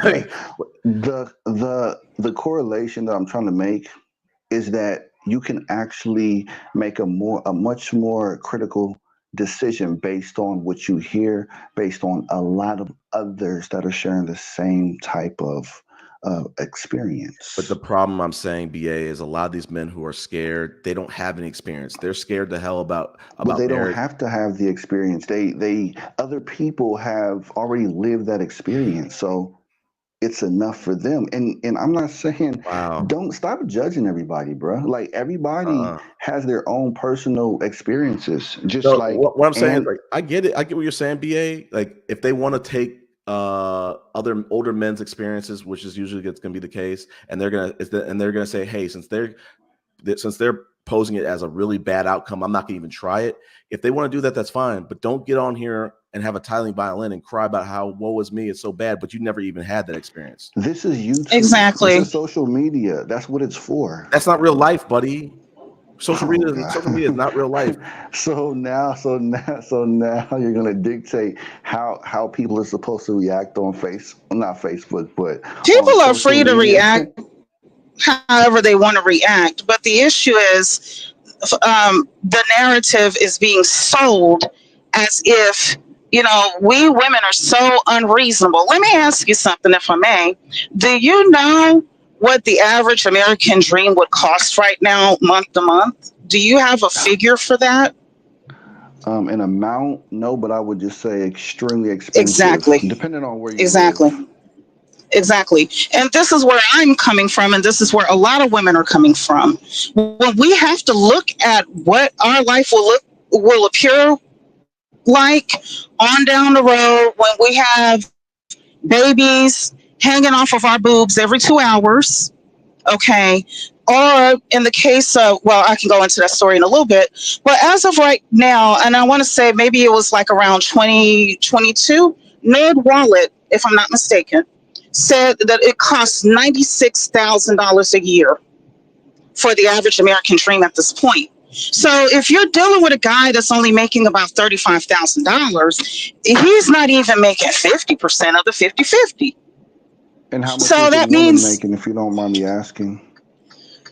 I'm looking at it from what the guy is bringing. He ain't bringing 96,000. How much is the woman bringing to the table as well? A number, an amount. So if he's bringing 35,000 annually, how much is the woman bringing annually also? The Just so I point can that have I'm that rough number. making, the point that I'm making So is what you're you not can gonna do. reference that? You're not being fair. Come on, Angie. I just wanted an amount to be fair. That's all. No, I'm what just you're talking trying to about do, equally what being you're yoked. trying to do is force my narrative. I wasn't going that direction. The only thing I asked was for an amount. The direction I nothing was going more. is that it costs $96,000 a year. So Okay, so if a let me get guy in is that. Go only ahead, making continue. 35,000, he's not even making 50% of that. So from a woman's perspective, if I already know it's going to cost at least $96,000 bare minimum, and you're talking to me and you're only making 40,000, and you're not doing anything more than what you're going to do, you're content with that, then I'm not going to have anything to do with you as a lady. And it has nothing to do with whether I think you're handsome, whether I think I have to deal with reality. Right. I have to I deal with don't, and I reality. don't knock you for that, sweetheart. But I would ask you, just to be in your same example, what type of job would that woman have? Just as an example, you can throw out any type of occupation. And how much do No, you think because that the point occupation brings to the is, table? I'm the just asking for little details to say I point can spar is with to you. run an average household is $96,000 a year. So So if by you're dealing with a default, guy who does a not woman accept would that bring reality, $61,000 based off that number you gave, because you said that if a guy is bringing $35,000 to the table annually, but it takes $96,000 annually to run a household, then by default, 96,000 minus 35,000 by default is 61,000. So is and that it's enough money? 35,000 half of 96,000, sir. What was that? It's 35,000 half of 96,000, sir. No, not at all. Exactly. So these guys are talking about 50-50 and they're making $30,000-$40,000. But how much is the They woman making? Is she making that $61,000 let me annually? explain why that doesn't matter, because you brought up an example Oh of Jerome God, the but mechanic. you're being unbiased though. No, You're not being fair. Let her finish, BA. You're being very biased. Let her finish. you're bringing up the example of Jerome the mechanic, correct? Okay. Yes. I actually have a brother who is a mechanic, who is the breadwinner for his household, who a few years ago had a house built from the ground up. Both he and his wife are educated. He actually holds a degree in electrical engineering, and his wife holds an MBA. Why is she sitting at home? Or I shouldn't say sitting at home, because a housewife is still working. Why is she at home with their daughter? Well, let me tell you what happened maybe several years back. Their daughter was 6 years old, and he went to pick her up from school, and she was standing outside with nobody around. He took issue with that because she's a 6-year-old girl, of course. Why wasn't there an adult supervising her, making sure that she got from the school into the care of a guardian safely? So they had a big conference over it, said it wouldn't happen again. And guess what? It happened again. So you know what my brother said? F that. I will work 7 days a week so that you can stay at home and our daughter can be safe. So they homeschooled her up until maybe about a year ago. So it was a situation like that that caused the mother, his wife, to have to come out from working and be at home for the safety of their daughter. So while you all are talking about what you bring to the table, you're not looking down the line. And I got another story. My two youngest brothers are twins. Um, my folks were not expecting them. I was a junior in high school when my parents were pregnant with my two youngest brothers. And on top of that, my mom had to be on bed rest throughout that pregnancy. So for several months, she could not go to work. So what are you going to do if you're only earning $35,000, even if she is earning the $61,000, but now she can't go to work anymore for the safety of the children? This is the part that you all don't talk about. I don't hear y'all talk about that. That's why I can ask you a question like, what is the average cost of the American dream per month? And a lot of you don't have the answer. And I'm not trying to knock you, sir. I know that I'm sounding very passionate about it, You can just but call me I BA. think You don't have to refer to me as sir. Go ahead, though. I'm just trying to be respectful, BA. And so with all due respect, y'all talk about your issues, and that's fine, but you don't bring that up. You don't bring up what we got to contend with. What are we going to do if you're only making $35,000, sir, but the lifestyle that we have to maintain costs nearly $100,000? And, we got a baby on our hip that we got to wake up and feed and change diapers on every 2 hours. And we got to figure out how to feed everybody. We got to figure out how to keep things going, even though our work hours are going to lessen because we're spending more time in our home caring for family members. So I'm not trying to argue the income point, but I'm just trying to help you to see something, sir. BA, I'm sorry. No, it's all good. So what it sounds like, you can correct me if I'm wrong, but I do take into consideration that, okay, the danger of the daughter. So you guys both decided, it's just an example that you gave. You guys both decided that she's going to stay at home and take care of the daughter and also homeschool. Now, I would just ask for how long, and would you be wanting to go back to work after a certain point? The point is that things happen, sir. I understand, Angie. I'm not trying to argue. I'm just trying to get a better understanding to make it make sense to me. This situation lasted for 10 years. Okay, so is this a personal situation, or no? This is my brother. No, I'm telling you, my brother and his wife. This is their actual situation. This is what happened. Okay, so does she have plans to go back to work, or she wants to be a stay-at-home mom for the rest of her life? No, she is looking at other options, but in the meantime, while she was busy homeschooling their daughter, that took opportunities away from her to advance her career. She wasn't making an income. She couldn't go to work. She had to care for, the household and teach the daughter as well. So for her to enter into the workforce now, fine, but she lost 10 years. And in the process of her losing 10 years of advancing her career, my brother had to work 7 days a week in order to keep everything going.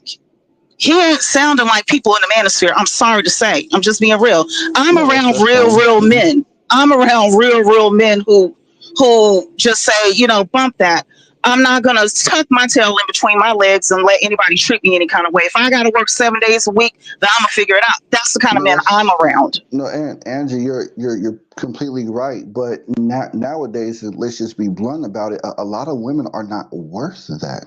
They're not worth that effort to want to work 7 days a week. And I'm just keeping it 1,000, and that's no disrespect, but this is why it is so hard to want to commit into a type of marriage, because a lot of women, they just don't cut it. Hold on. And praise your brother's your situation that he values, he looks at his wife as being that valuable to want to work those extra days, and I hope and I think she's showing him that value, that she's giving him, that it's worth him working those 7 days a week. But on average, in general, and remember, you talked about, listen, honey, we're not speaking from an individualistic perspective. We want to generalize. So, okay, let's take it there, right? So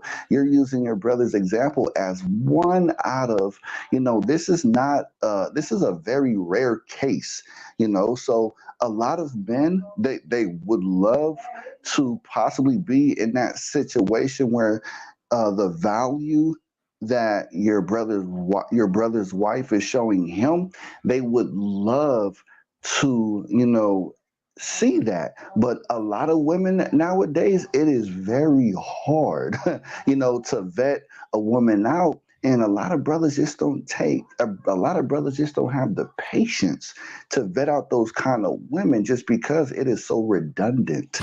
It is so common. It is part of the norm. Why? And it's crazy because it's a quote that somebody said, why would I want to continue to look for a needle in a haystack when I can just go to the factory where they make the needles?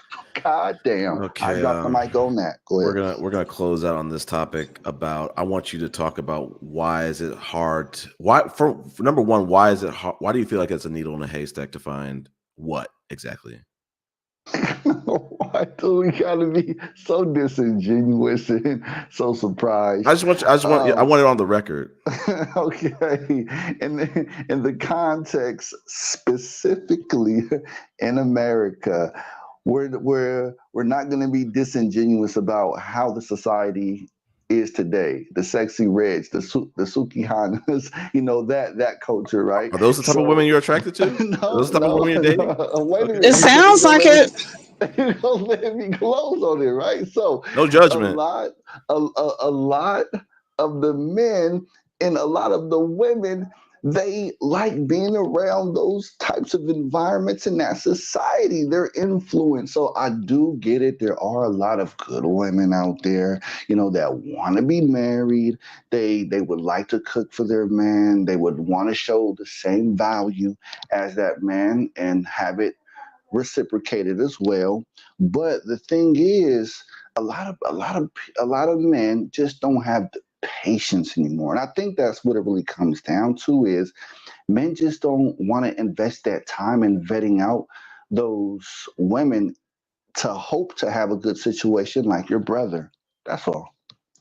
But that's not a needle in a haystack. That is a personal shortcoming, that they're not patient to engage with those women. Okay, so let me ask Angie, hold on. what other people that's in the same situation, or that have that same wonderful, amazing kinship as your brother has with his wife? What can you give us 10 other examples, personal examples? 10 other personal. I have many. Chris did say we're going to close out in 30 minutes, so I'm not going to go into those examples. You can just have brief examples. However, the reason why I brought my brother up is because you used the example of a mechanic. So what I was doing was a one-to-one comparison in that instance, because I believe you gave a hypothetical example and I was providing a real life example in that vein.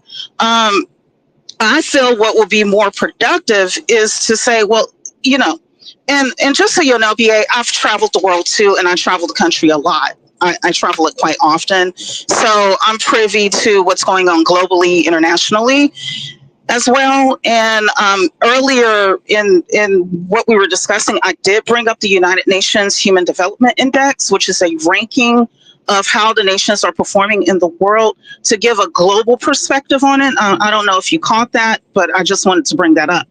I think what would be more productive to say is that just, if you don't want to date from here, that's fine. Totally cool. I don't think anyone is coming out and begging you to stay in this dating pool. If you think that you can, if you feel like you have found a quote better woman elsewhere, by all means. The issue, though, is that when we when we so-called modern American women bring up the fact that it costs $96,000 a year for the average American dream, and the guys that are wanting to date us are only talking about earning 45,000, 35,000, or something like that, and we're saying no to that, then the topic isn't about what he's willing to do economically. It becomes more about we're expecting too much. All we want to do is act like garden tools, things like that. But I don't hear enough on y'all's side of the aisle, so to speak, about what to do so that the average person within our society doesn't have to jump through so many hoops just to live. Because in my world, although I'm an entrepreneur, I'm doing okay, I'm doing better than most, still I feel that $96,000 a year is a lot to ask of a person or ask of a family just to survive, bare minimum. But instead of that being a discussion, and that the fact that we're dealing with the cards that we've been handed as women, especially, it becomes about how we're wrong, how we're expecting too much, and we're unreasonable, and we need to bring more to the table. And I just don't think that's productive.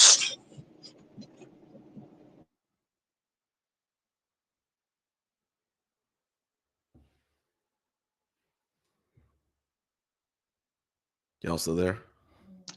Yeah, I'm still here. So, Angie, so and you don't have to respond to this, but is your brother in electrical engineering, you said? I I don't know gave if an I caught example that. that they have a degree. Both him and his wife have a degree. But is his occupation, is he electrical engineer? No, okay. he works as a mechanic. And he makes out pretty good as one for what he does. He does car, diesel, and he does some things with airplanes too. Nice, very nice. Shout out to him. That's all.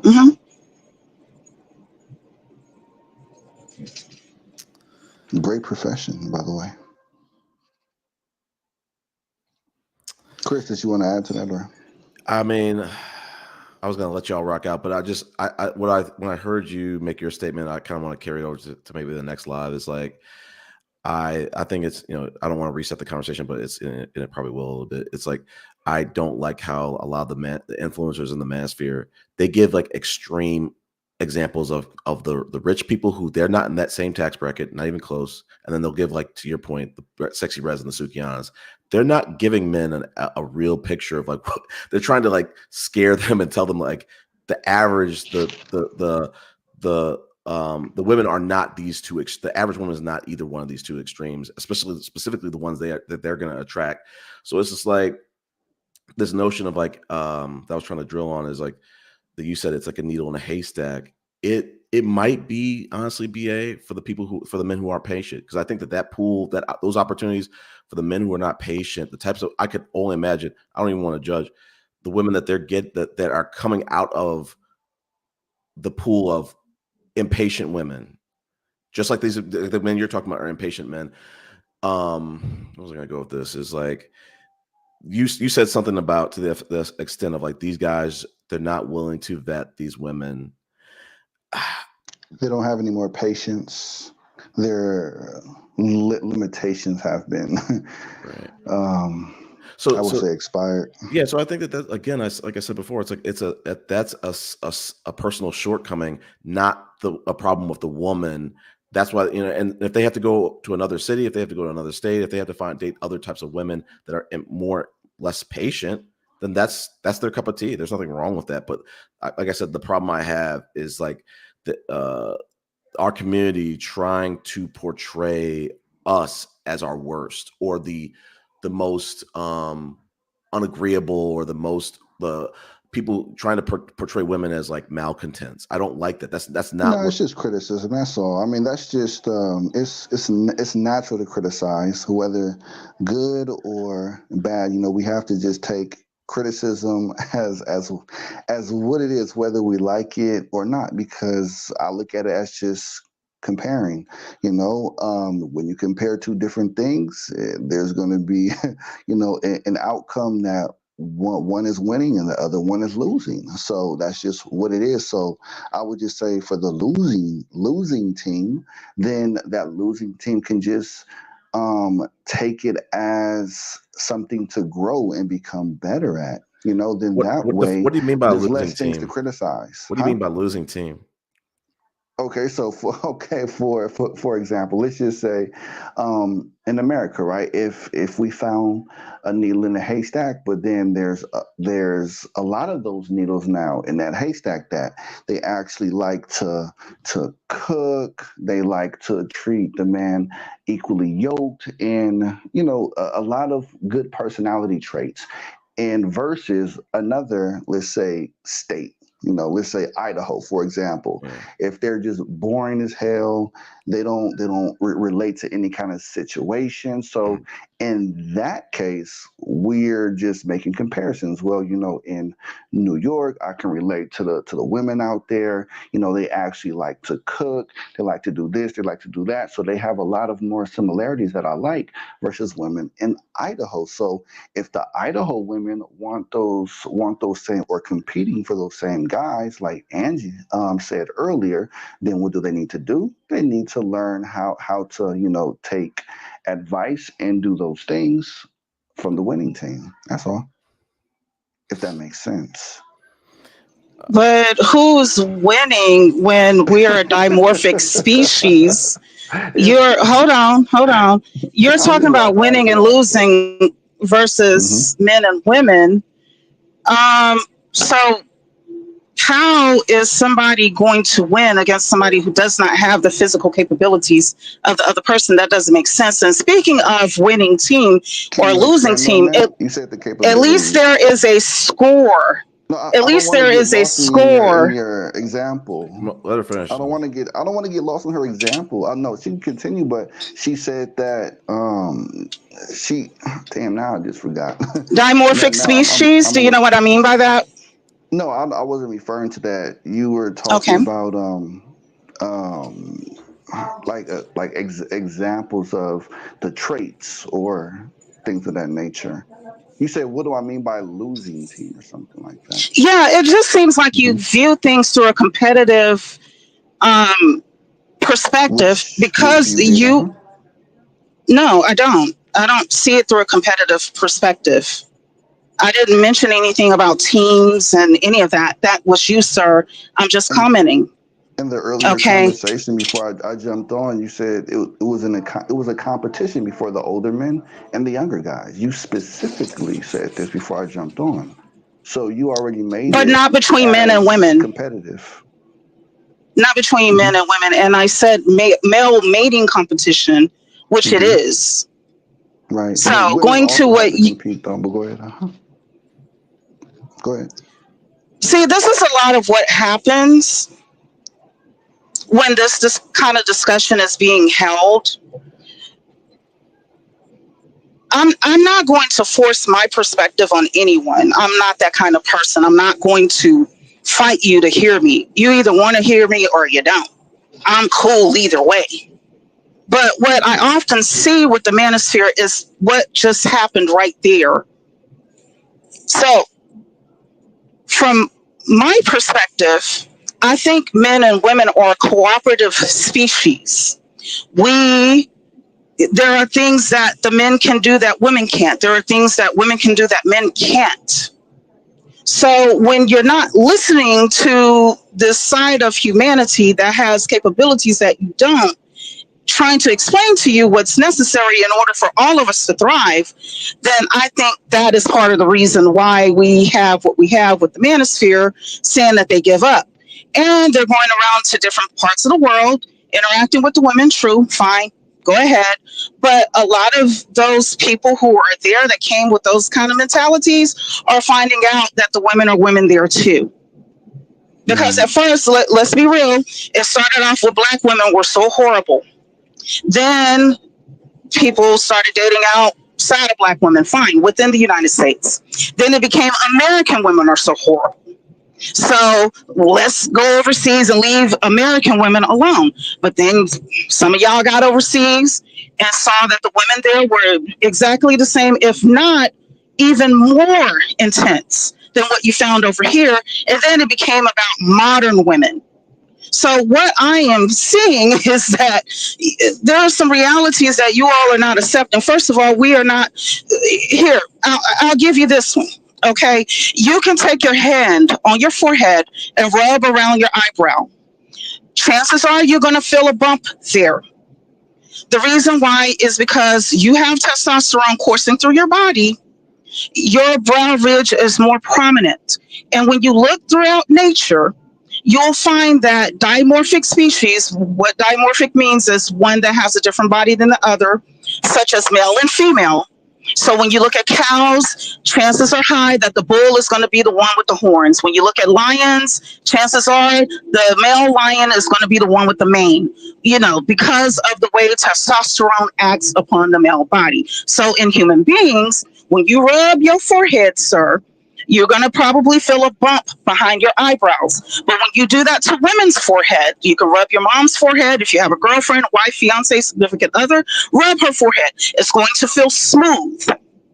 So what that ought to tell you, even if you don't agree with me, like me, whatever, at least take this away, that we're not meant to compete with one another because we don't have a brow ridge too. You're the one that has it, more than likely. Some men don't, but most men do. So what that means is that brow ridge and your bigger muscles, your longer arm bones, your bigger hands, bigger feet, all of the things that make you a man, shows that there's some functionality there that's meant to be used for our overall protection, not to turn around and compete against the very person that you're supposed to cooperate with. So when you talk about winning team, losing team, and all that kind of stuff, it doesn't make sense. Because if we try to compete against each other, we're all going to lose. Okay, there's been a misunderstanding. Let me explain that. Let me just explain the misunderstanding because I heard her out, so I apologize if there was a misunderstanding. So just to clarify what I meant by competing, I was using the metaphor, the similarity of the woman or the women from Ohio versus the women from New York, as an example, hypothetically. So if I have more similarities and I'm rocking more with women from New York, but remember the women from Ohio, they want the same guy, me, as an example, and the woman from New York, they want the same guy, which is me. So if the women from Ohio, if they don't have the similarities that I have and things that I don't like with the women with Ohio, what does that mean? I'm actually liking the opposite team, which is the women from New York. So if the women from Ohio wants to win me over, of course they would take notes from the women from New York and see, okay, well, why are they matching so much? So I can be more competitive to see if I can win him over. That's what I meant. In that context. In that example, BA, the women from Idaho should just go find the men who accept them and not try to compete for you. And that's not feminine nature. That's not feminine nature, sir. If you want to look, you don't have to trust what I'm saying right now, but at least give yourself the opportunity to see something differently and on your own and independently of what I'm saying. Absolutely. Just check it out. Okay, just check this out. When you look at different species of animals throughout the animal kingdom, you will see something consistent. It is the male that is impressing the female, not the other way around.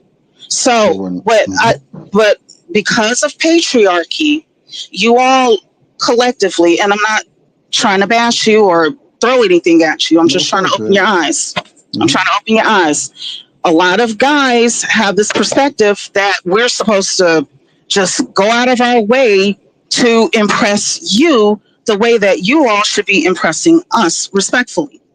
There's a reason why you're the one getting on your knee and presenting the ring. You don't value, you all have not been taught to value what women do, collectively speaking.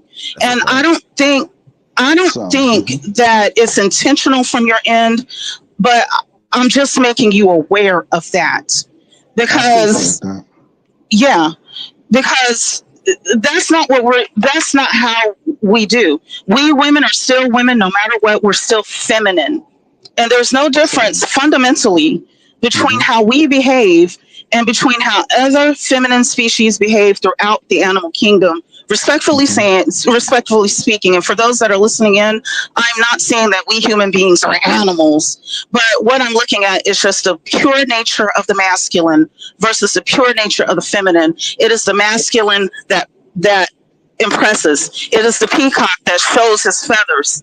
It is the bear that wrestles for mating rights. It's the bull that fights against other bulls, and he has to show that he's the biggest, the strongest, and the wisest, and so on and so forth. So, no, go ahead. You can continue. So for you to think that we women are going to compete against each other, we'll just walk away and be like, she can have them, and they can have each other, and we'll go on and be with somebody else. That's normally how we think. We as Americans, well, I'm not gonna. We as women, as women throughout the world, say, Angie. That's extremely not fair to say because you wanna wait, really quick. Okay, sure. Really quick, okay. And now I'll make a generalization based off what Dominican men do in their country and how they look at the women. They say that once you hit 30 years old, you're past your prime, and we don't really look your way like that. This is what they say in their culture. Now, also be very mindful. I completely understand where you are coming from, and 100%. But I would just say again, and I'm glad that you are versatile when you travel the world. But I know that you speak from a very minute American perspective because you're there, and it makes sense. And I'm not knocking you any means necessary, but you are in America, so you are going to give that perspective because you're within that environment, you're within that society. But I'm here in Brazil, and I will tell you this from what they tell me and what I see with my own two eyes. The ratio of women to men is through the roof. And a lot of people, a lot of outsiders, they don't look at that and take that into consideration. So the reality is, based on statistics in Brazil, for every 5 women, there's only 1 guy. So what does that mean for the women here? And they know, as a society, as a culture, they know that women want the same things in the future. They want to get married. They want to have a family. They want to have protection from the masculine man, and etc. But when it comes to men, there's a shortage. So they know that they have to compete. And with this, I see on a daily basis, do they want to compete like that? No. But do they have to? If they want those same things, yes, they kind of do have to show the man that, why they're the best choice for that guy. So you're not wrong about what you're saying, Angie, and I get it.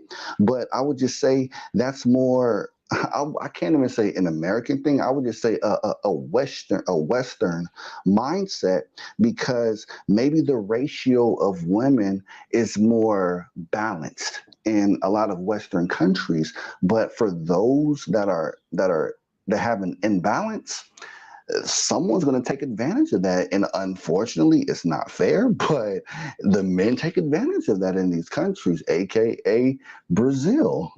So for me, I would just say that the men, they can just kick back, and they get away with doing what they do because they know that there's plentiful of women.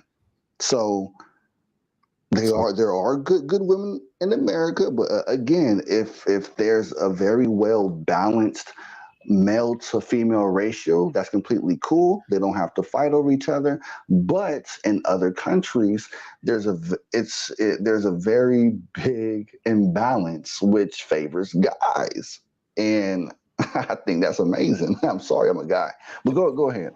I just wanted to let you know that. Go ahead.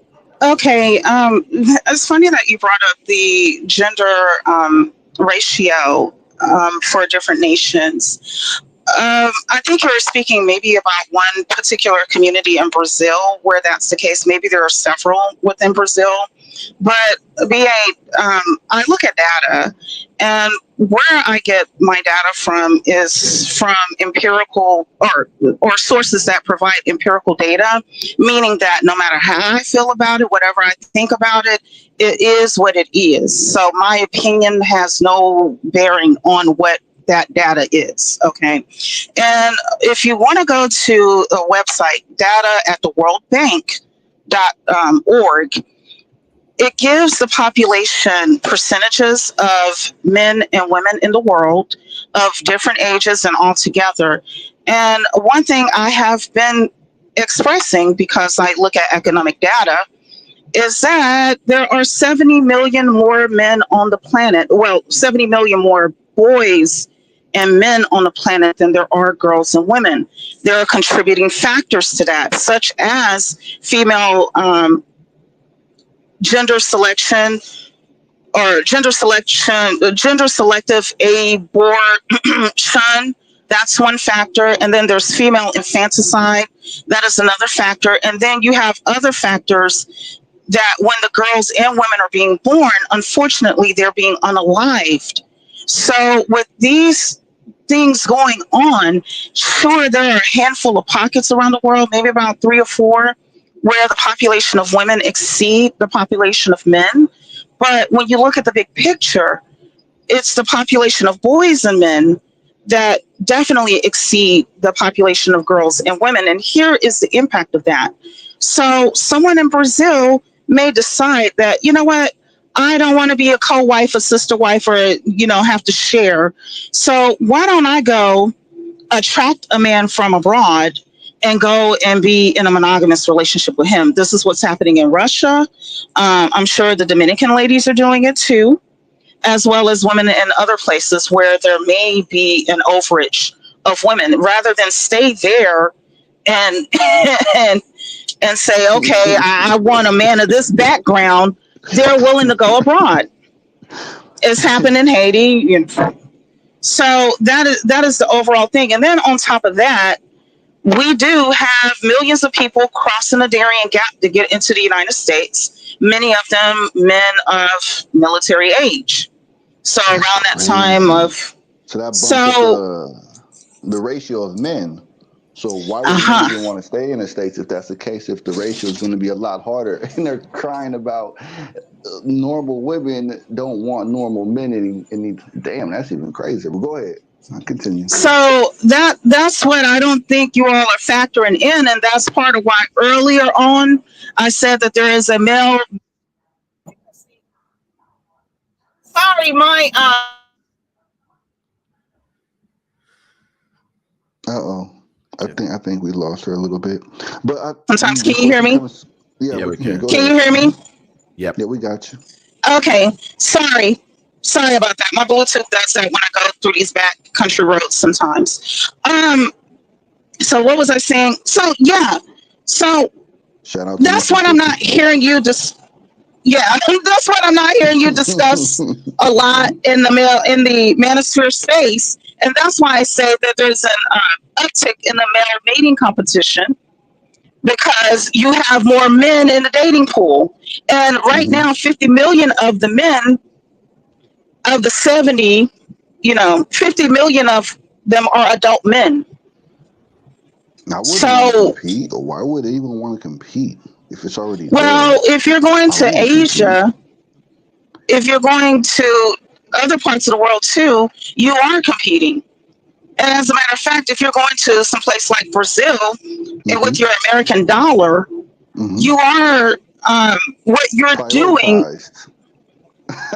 doing is displacing You're displacing the Brazilian man. So what's happening to you here that's causing you to my migrate benefit. I'm gonna is get my what benefit, of Let her finish course. this. Let her finish this. Go though. ahead. Uh-huh. what's happening to you here is that you've been displaced respectfully. No, that's I'm fine. not That's perfect. respectfully. You've been an displaced. exchange. So It's an you've been displaced by other men. This isn't an issue with women. You've been But wait, I displaced by left other on my men. own though. What do you mean? I left on my But own. because of displacement. Wow. Whoa, wait a So minute. what Wait a you're minute. doing is going down to whatever country you're going to, and you're displacing men there. That's great. This is to my benefit. I love it. I'm more than welcome of doing that.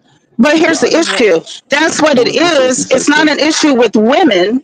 The issue is with an overpopulation of men and the effect that it's having on the In the dating pool. U.S., in the United Throughout the world, States. actually. Throughout the world, actually. Okay, so I let deal me with just. data, I'll sir. pull up an article. And I'll post it in the back chat. But it says Brazil has more women than men since its 2022 reports. For the first time, women are the majority across all regions. So the country has a resident population of 203 million and 80,000 people, but 51.5% are women and 48.5% are men. So if I don't want to play fair and I don't want to compete, I'm in a very good position because I'm part of that 48.5%. And Then then, that's what it is. You don't want to play fair and you don't want to of compete. course The not. issue is not Hell with no, the I don't want to women. compete. The issue is with how you want things to go. So let that be the Absolutely. narrative and not there's something wrong with the women. I never said anything Because there's wrong nothing, with the but women. you're speaking on behalf of the Manosphere, and yes, sir, that's what you're representing. I'm sorry, BA. I tend to say It's sir all out of good, respect. I sister. don't mean no harm. Yeah, No, it's all good. BA, I you're love your point of view. you're the Huh? person who said finding a great black woman is a needle in a haystack. So you do have a lot Whoa, of talking whoa, points. whoa! I said in the States. Right. Absolutely, I stand on that. Absolutely, huh? Nope. But again, No, what? I said I do stand on that. Why do you no, say no? no, but I'm saying that's not true. One, and you're leaving so that you can try to put yourself in maybe something that maybe is more that puts you in a better, more competitive Of position. course, I'm here to win. But Why would again, I want to set up myself to lose? Like, come on, bro. Like that's not logical. There's two things to unpack. You weren't set up to lose. That's one. You could have been over. Oh, that's what's up. I appreciate that. You could have been over in the States with women who are race loyal. So you're not set up to lose. That's what one. Are you saying women abroad are not loyal? Is this what you're saying? No, I didn't say that. I didn't. Wow, that's Jesus hold Christ. on. Angie, can you please be fair and just repeat what Christopher just said? What I said was, BA, you're trying to twist. No, what you said was, if I was in the States, I can find someone that's loyal. That's what you said verbatim. No, you didn't listen. No, you on the contrary, okay, so he said race loyal. Yeah. No, he didn't say race you loyal. You weren't listening. He just said loyal. Yes, he did. I said that. So wait a minute, I'm with the black woman right now. So how am I not race loyal? No, but you're saying your statement was you had hold on, wait. You said race loyal. Can we unpack that? So let me debunk that. I'm with a black woman right now. No, there were two statements, BA. The statements was one, you said you're set up to lose in the States. I disproved that saying one, you have women who are race loyal in the States. That's one. And two, that you've already admitted to and you gloat in and saying, I went to Brazil because it's less competitive. So yes, you have a black woman and maybe quote unquote a black woman in Brazil in a situation. Why do you say quote unquote? Because we don't know. We don't have receipts. I'm just saying. I'm just saying that you had to go to a place that was less competitive to do it. That's it.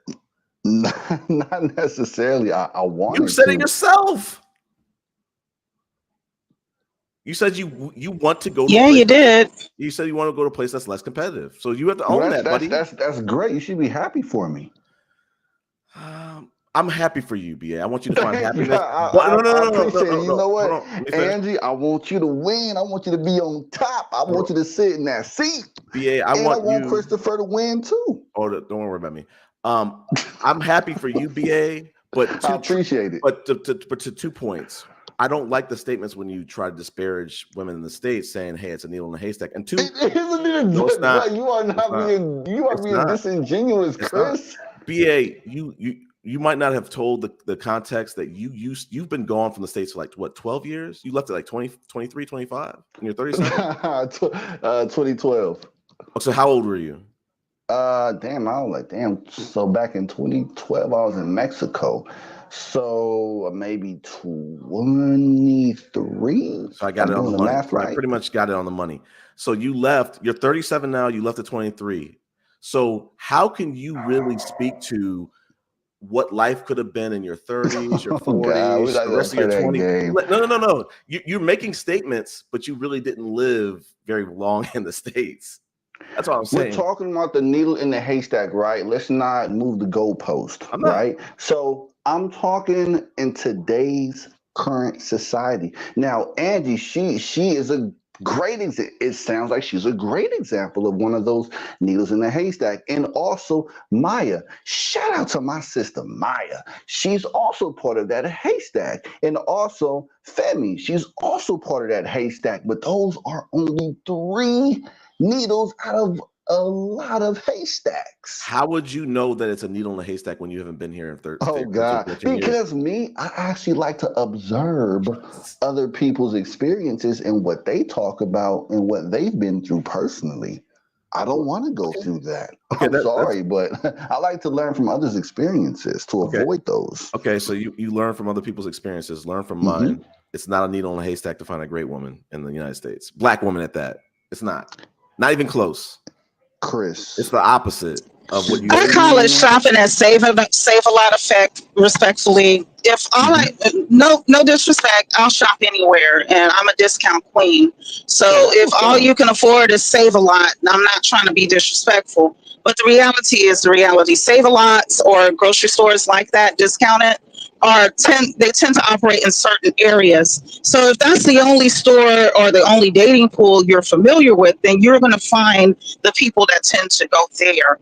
Whereas somebody like me that normally shops at Whole Foods, okay, just to give an example, you're going to find a different caliber of customer or different character of people within that dating pool. So if you're in Save a Lot, and that's your only reality, then, what I'm basically saying is that you need to step outside of Save a Lot and see, because it's not fair to people like me. To Save a Lot. It's a metaphor. It's a metaphor. It's a metaphor. But I'm saying I wasn't in that situation. But go ahead. But you named Sukiana and Sexy Red and OnlyFans. And right, it was a metaphor. But it's an example describing. It's like a consistent narrative that you're putting out as an example. Versus me, when I was giving my examples, for instance, I didn't go into P-Hub or XNXX and all that other kind of stuff. I just gave, by comparison. BA, that's BA's favorite topic. He loves some corn. He loves corn. Listen, we are human, baby. We're not gonna go down that road. But anyway, go ahead. I don't discriminate. Go ahead. BA, if you self-admittedly don't want to compete, then how can you speak to the quality and caliber of women in the States? You didn't even try. You naturally don't want to try. What? Yes. I'm gonna leave it. And therein lies the issue. But that contradicts the whole situation of what Angie said when she talked about animal nature. The man always wants to compete, right? No, but there's also lions that run away that don't win their pride. They lose. No. I think he ran away. Like I think he ran away. Not every. It does. Way, I'm not gonna get into Animal Planet here. But. So Angie, just to let you know, when I was in, I'll say specifically in Southern California, I'm a Californian, and we are a melting pot, just like New York and just like Miami, right? So we have blacks, we have the black Oreos, and etc. Right? So. I've been all over the country. No, right. So I'm just trying to let you know I've never been to Fufules like that. You know, that's the metaphor of the Sukihanas, right? So I've been around the prestigious Oreos, you know, that are very they're of a high caliber, black women, and we have other groups of women too. So we kind of had a buffet of a variety of choices, I would say. But I've never had any problems with either or. But who did I end up with? You know, I ended up with a Mexican woman in Southern California. And since her parents lived in Tijuana, which is literally right next door on the border of San Isidro, which is a city in San Diego County, and that's where I made my journey. So I've never really had any of those problems, but I do understand where a lot of the red pillars are coming from because a lot of brothers within my community growing up and their OGs and etc. And that was just a very common thing nationwide, domestically. Can you please explain what the common thing is? What is that? Maybe I didn't The hear it. behavior. Like we're not going to be disingenuous about that, and nobody wants to talk about the behavior. So you're going back to the behavior, sexy and red. no one wants to change the behavior. You're going back to the sexy red thing. That's what you're trying to say. No, I'm not talking about sexy red. I'm talking about in general. Question, because I'm in an international marriage too, but see, we're residing here within the United States. We're not residing in my husband's home country. We're here. Did you, by chance, go ahead through the process and are you married to the lady? Have you enabled her to get her citizenship with the U.S.? Have you gone through USCIS? She has no intentions nor any interest of getting citizenship in the U.S. Interesting. It's not of her interest. Interesting. I know. Yeah. I know, right? But he's engaged. Since he doesn't say it, he's engaged. He has a whole fiance. He's engaged. Okay. Because the reason why I'm bringing it up is because another issue that comes into play is the cost of being in an international relationship with someone who comes from a different country, and to get their residency, the amount of time that it takes before they actually get the documentation, it can be quite expensive. And so that is another factor that maybe not with UBA, but definitely with other men who chose to go overseas and to be in relationships elsewhere. That's part of the reason why they're not coming back to this place, coming back to the United States, which to each their own. But the U.S. is number 21 out of 193 on the UNHDI. It's considered a super high developed nation. Switzerland is number 1. I think Denmark is number 2. Norway, I think, is number 7 or something like that. I'm driving. I'm not looking at the actual charts, so don't hold me to it, but I'm pretty familiar with it.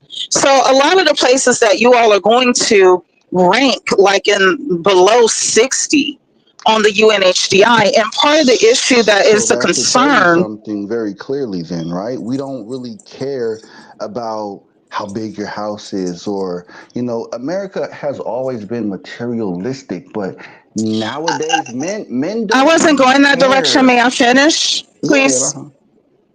Because I wasn't even going that direction, and I happen to. No, it's not. Here's the issue. Because like right now, someplace like Israel is surrounded by nations that rank a little bit lower on the UNHDI, and they're about to be in World War III if we're not careful.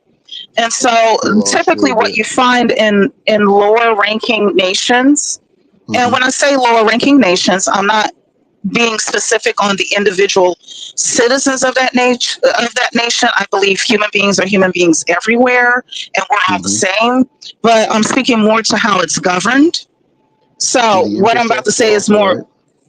Yeah. So I'm speaking more to that, not about the individual citizens. So those nations that rank lower tend to have issues that can cause conflict to arise. We're already seeing issues. I think. What was it in Ecuador where they took over the radio or the news station with pew-pews? Or was it Venezuela? It was one of them. Okay. So yeah, I get the ideology, but what's going to happen when you find yourself in a situation where you may have to evacuate? Because We got money. we're not going to act like the cartels are not down there. No, the current. And We got then on currency. top, of that, It's once you simplistic. have to migrate, back, you're facing the same challenges that you left. Yeah. So Same challenge. I What do you hear, mean? You said same challenges. What challenges? yes, You mean dealing with those financial. women? Oh, I thought you meant the women. Go ahead. Okay, if you had to evacuate Mexico, for an example, I hope that doesn't happen. I hope it stays peaceful where you are. I genuinely mean that. But if you Appreciate find it. yourself in that kind of a situation and you all have daughters, okay, and you have to evacuate to here, well, you're going to kind of run into the same situation, but in the form of your daughters as opposed to you and hopefully your wife, your soon-to-be wife. Okay, so I would just tell you personally, I wouldn't be in that situation, and the reason why is because I work remote. So my my job is based in it's US based. So it doesn't matter which location I end up in or go back to because I still get paid under US currency at the same rate. So I won't be losing anything. Neither of them. Did you go? I only heard like a portion of what you have to say, BA. Okay, I said that I won't be losing anything because I work remotely for a US based company. So even if I go back to the States, I'm still working for the same job under the same pay rate. So it doesn't matter which location I go to and decide that I go to or go back to the United States. I'll still be paid the same and I'll still have my same current job. But your expenses are going to increase. But that's okay Will they not? because I was well off when I was in the States. And again, I'm happy that's the case for you. But now let's take what you're saying to a broader scale. There are a lot of people that are not in your situation that have gone overseas and wanting to find that one and have even started families. And they're finding themselves in a situation. Well, they're starting off blaming us American modernized, fill in the blank women for the reason why they had to go overseas. The reality is we're not at fault. Right. We're not. We're not. When you look at it, the economic issues at play, what happened is that when you all collectively, maybe not you individually, but collectively, this is true, when you all felt the pressure of the economics that we still have to deal with. Now, bear in mind, we women, we're not the majority of the people that are represented as lawmakers. Okay, we're not the ones that are primarily represented as clergy. We're not the ones that are setting the standards, is what I'm getting at. Not on an institutional level. And we're still dealing with the same financial, economic, dating, whatever pressures that you all are dealing with. And rather than say, okay, let's look at this and figure a way out because this is our generation, this is our time to do something about it. Some of you all decided to leave, which is fine. That's your business. But the issue is that when you were leaving, you were calling back and blaming us as we're the ones who are the reason why the average American dream costs $96,000. We didn't cause that. If it were up to us, the way that the average woman wants things to go, then we would have been on our version of the Nordic model. The Nordic model is it's like an economic plan that you find in Nordic nations like Denmark and Sweden and Norway, those places, where the average citizen is making about 6 figures, but they also have health care. They also have access to free or low-cost education, those kinds of things. So we would have fared better. But instead of doing that, the issue is, oh, it's your fault, I'm leaving. And you all keep like making it seem like we're the ones that are up in the ante when in fact we're dealing with more than you are, and we have to figure out how to cope with it while you're leaving. I want to go into closing thoughts for both of y'all, and then we're gonna end the stream. Whoever wants to go first. I'll just say I hear you, Angie, and what you are saying is not wrong. There's nothing that you have not said that I can disagree with. The only thing that I can say is, I think it's pretty fair to say that America is shit.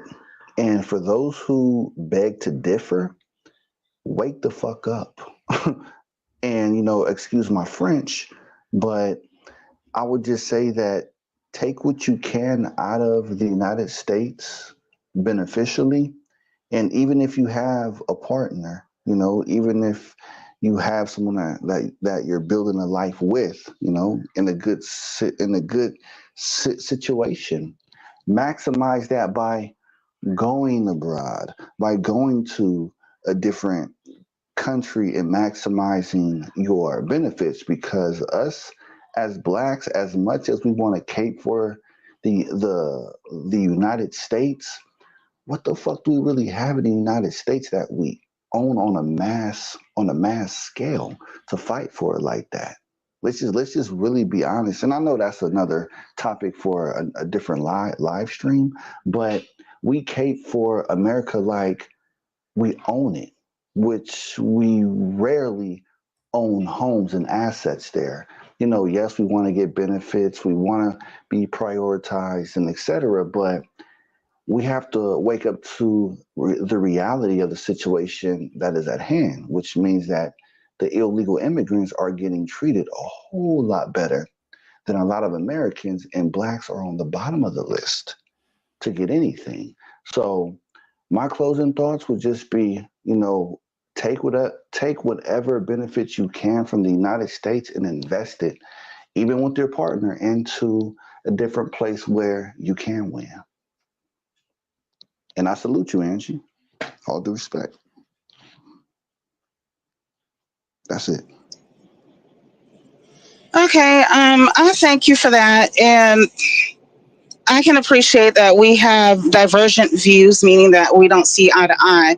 But I'm grateful for the fact that at least we can have the discussion openly and respectfully. That's always what I seek to do. I don't expect everybody to agree with me on everything, but what I do offer with my perspective, as well as data to help others to understand why I present the perspective that I do.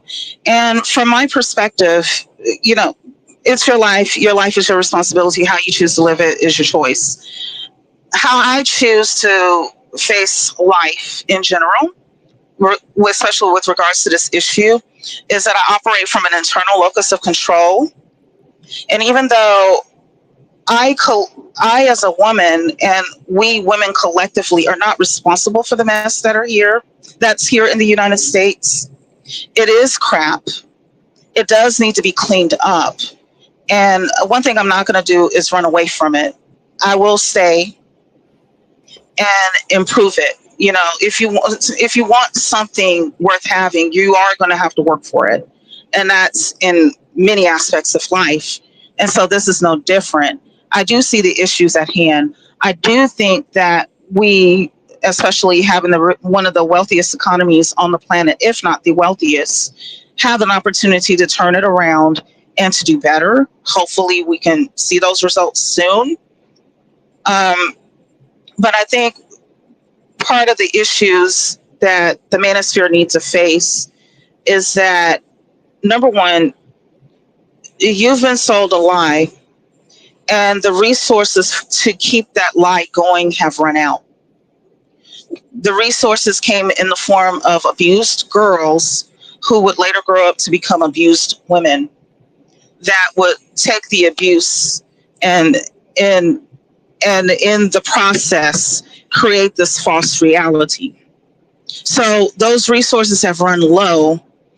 And in addition to that, you have an overpopulation of men who are expecting, whether they realize it or not, this abused version of a girl or a woman to become their unpaid assistant for life. So with that going on, I think it's going to be a hard reality for the Manosphere to accept that it shouldn't have never been that way, even though your dad may have had this unpaid assistant as your mom or his wife, or your uncle may have had this unpaid assistant as his aunt, and so on and so forth throughout the community. When you all come to that realization first, and then accept how things really should have been, and that there's an opportunity to turn it around, I think that it will fare better for young men in general, but that realization has to be had first. Otherwise, y'all are going to continue to run, and you're going to run into situations where you find, and I know this has happened in Thailand, for instance, where their dowry is about $30,000 worth of gold to begin with. Over here we were okay with a $5,000 ring. No, they want $30,000 in gold just to start. So, but anyway, I wish everybody well, but for those that can't compete, or don't want to compete, fine, continue to move on the way that you've been moving. But while we're here, people like me, we're going to stay, and we're going to make a way. And I'm already married, so, but I'm not going nowhere. Salute to you and your husband. He got a needle in that haystack. Go ahead, Chris.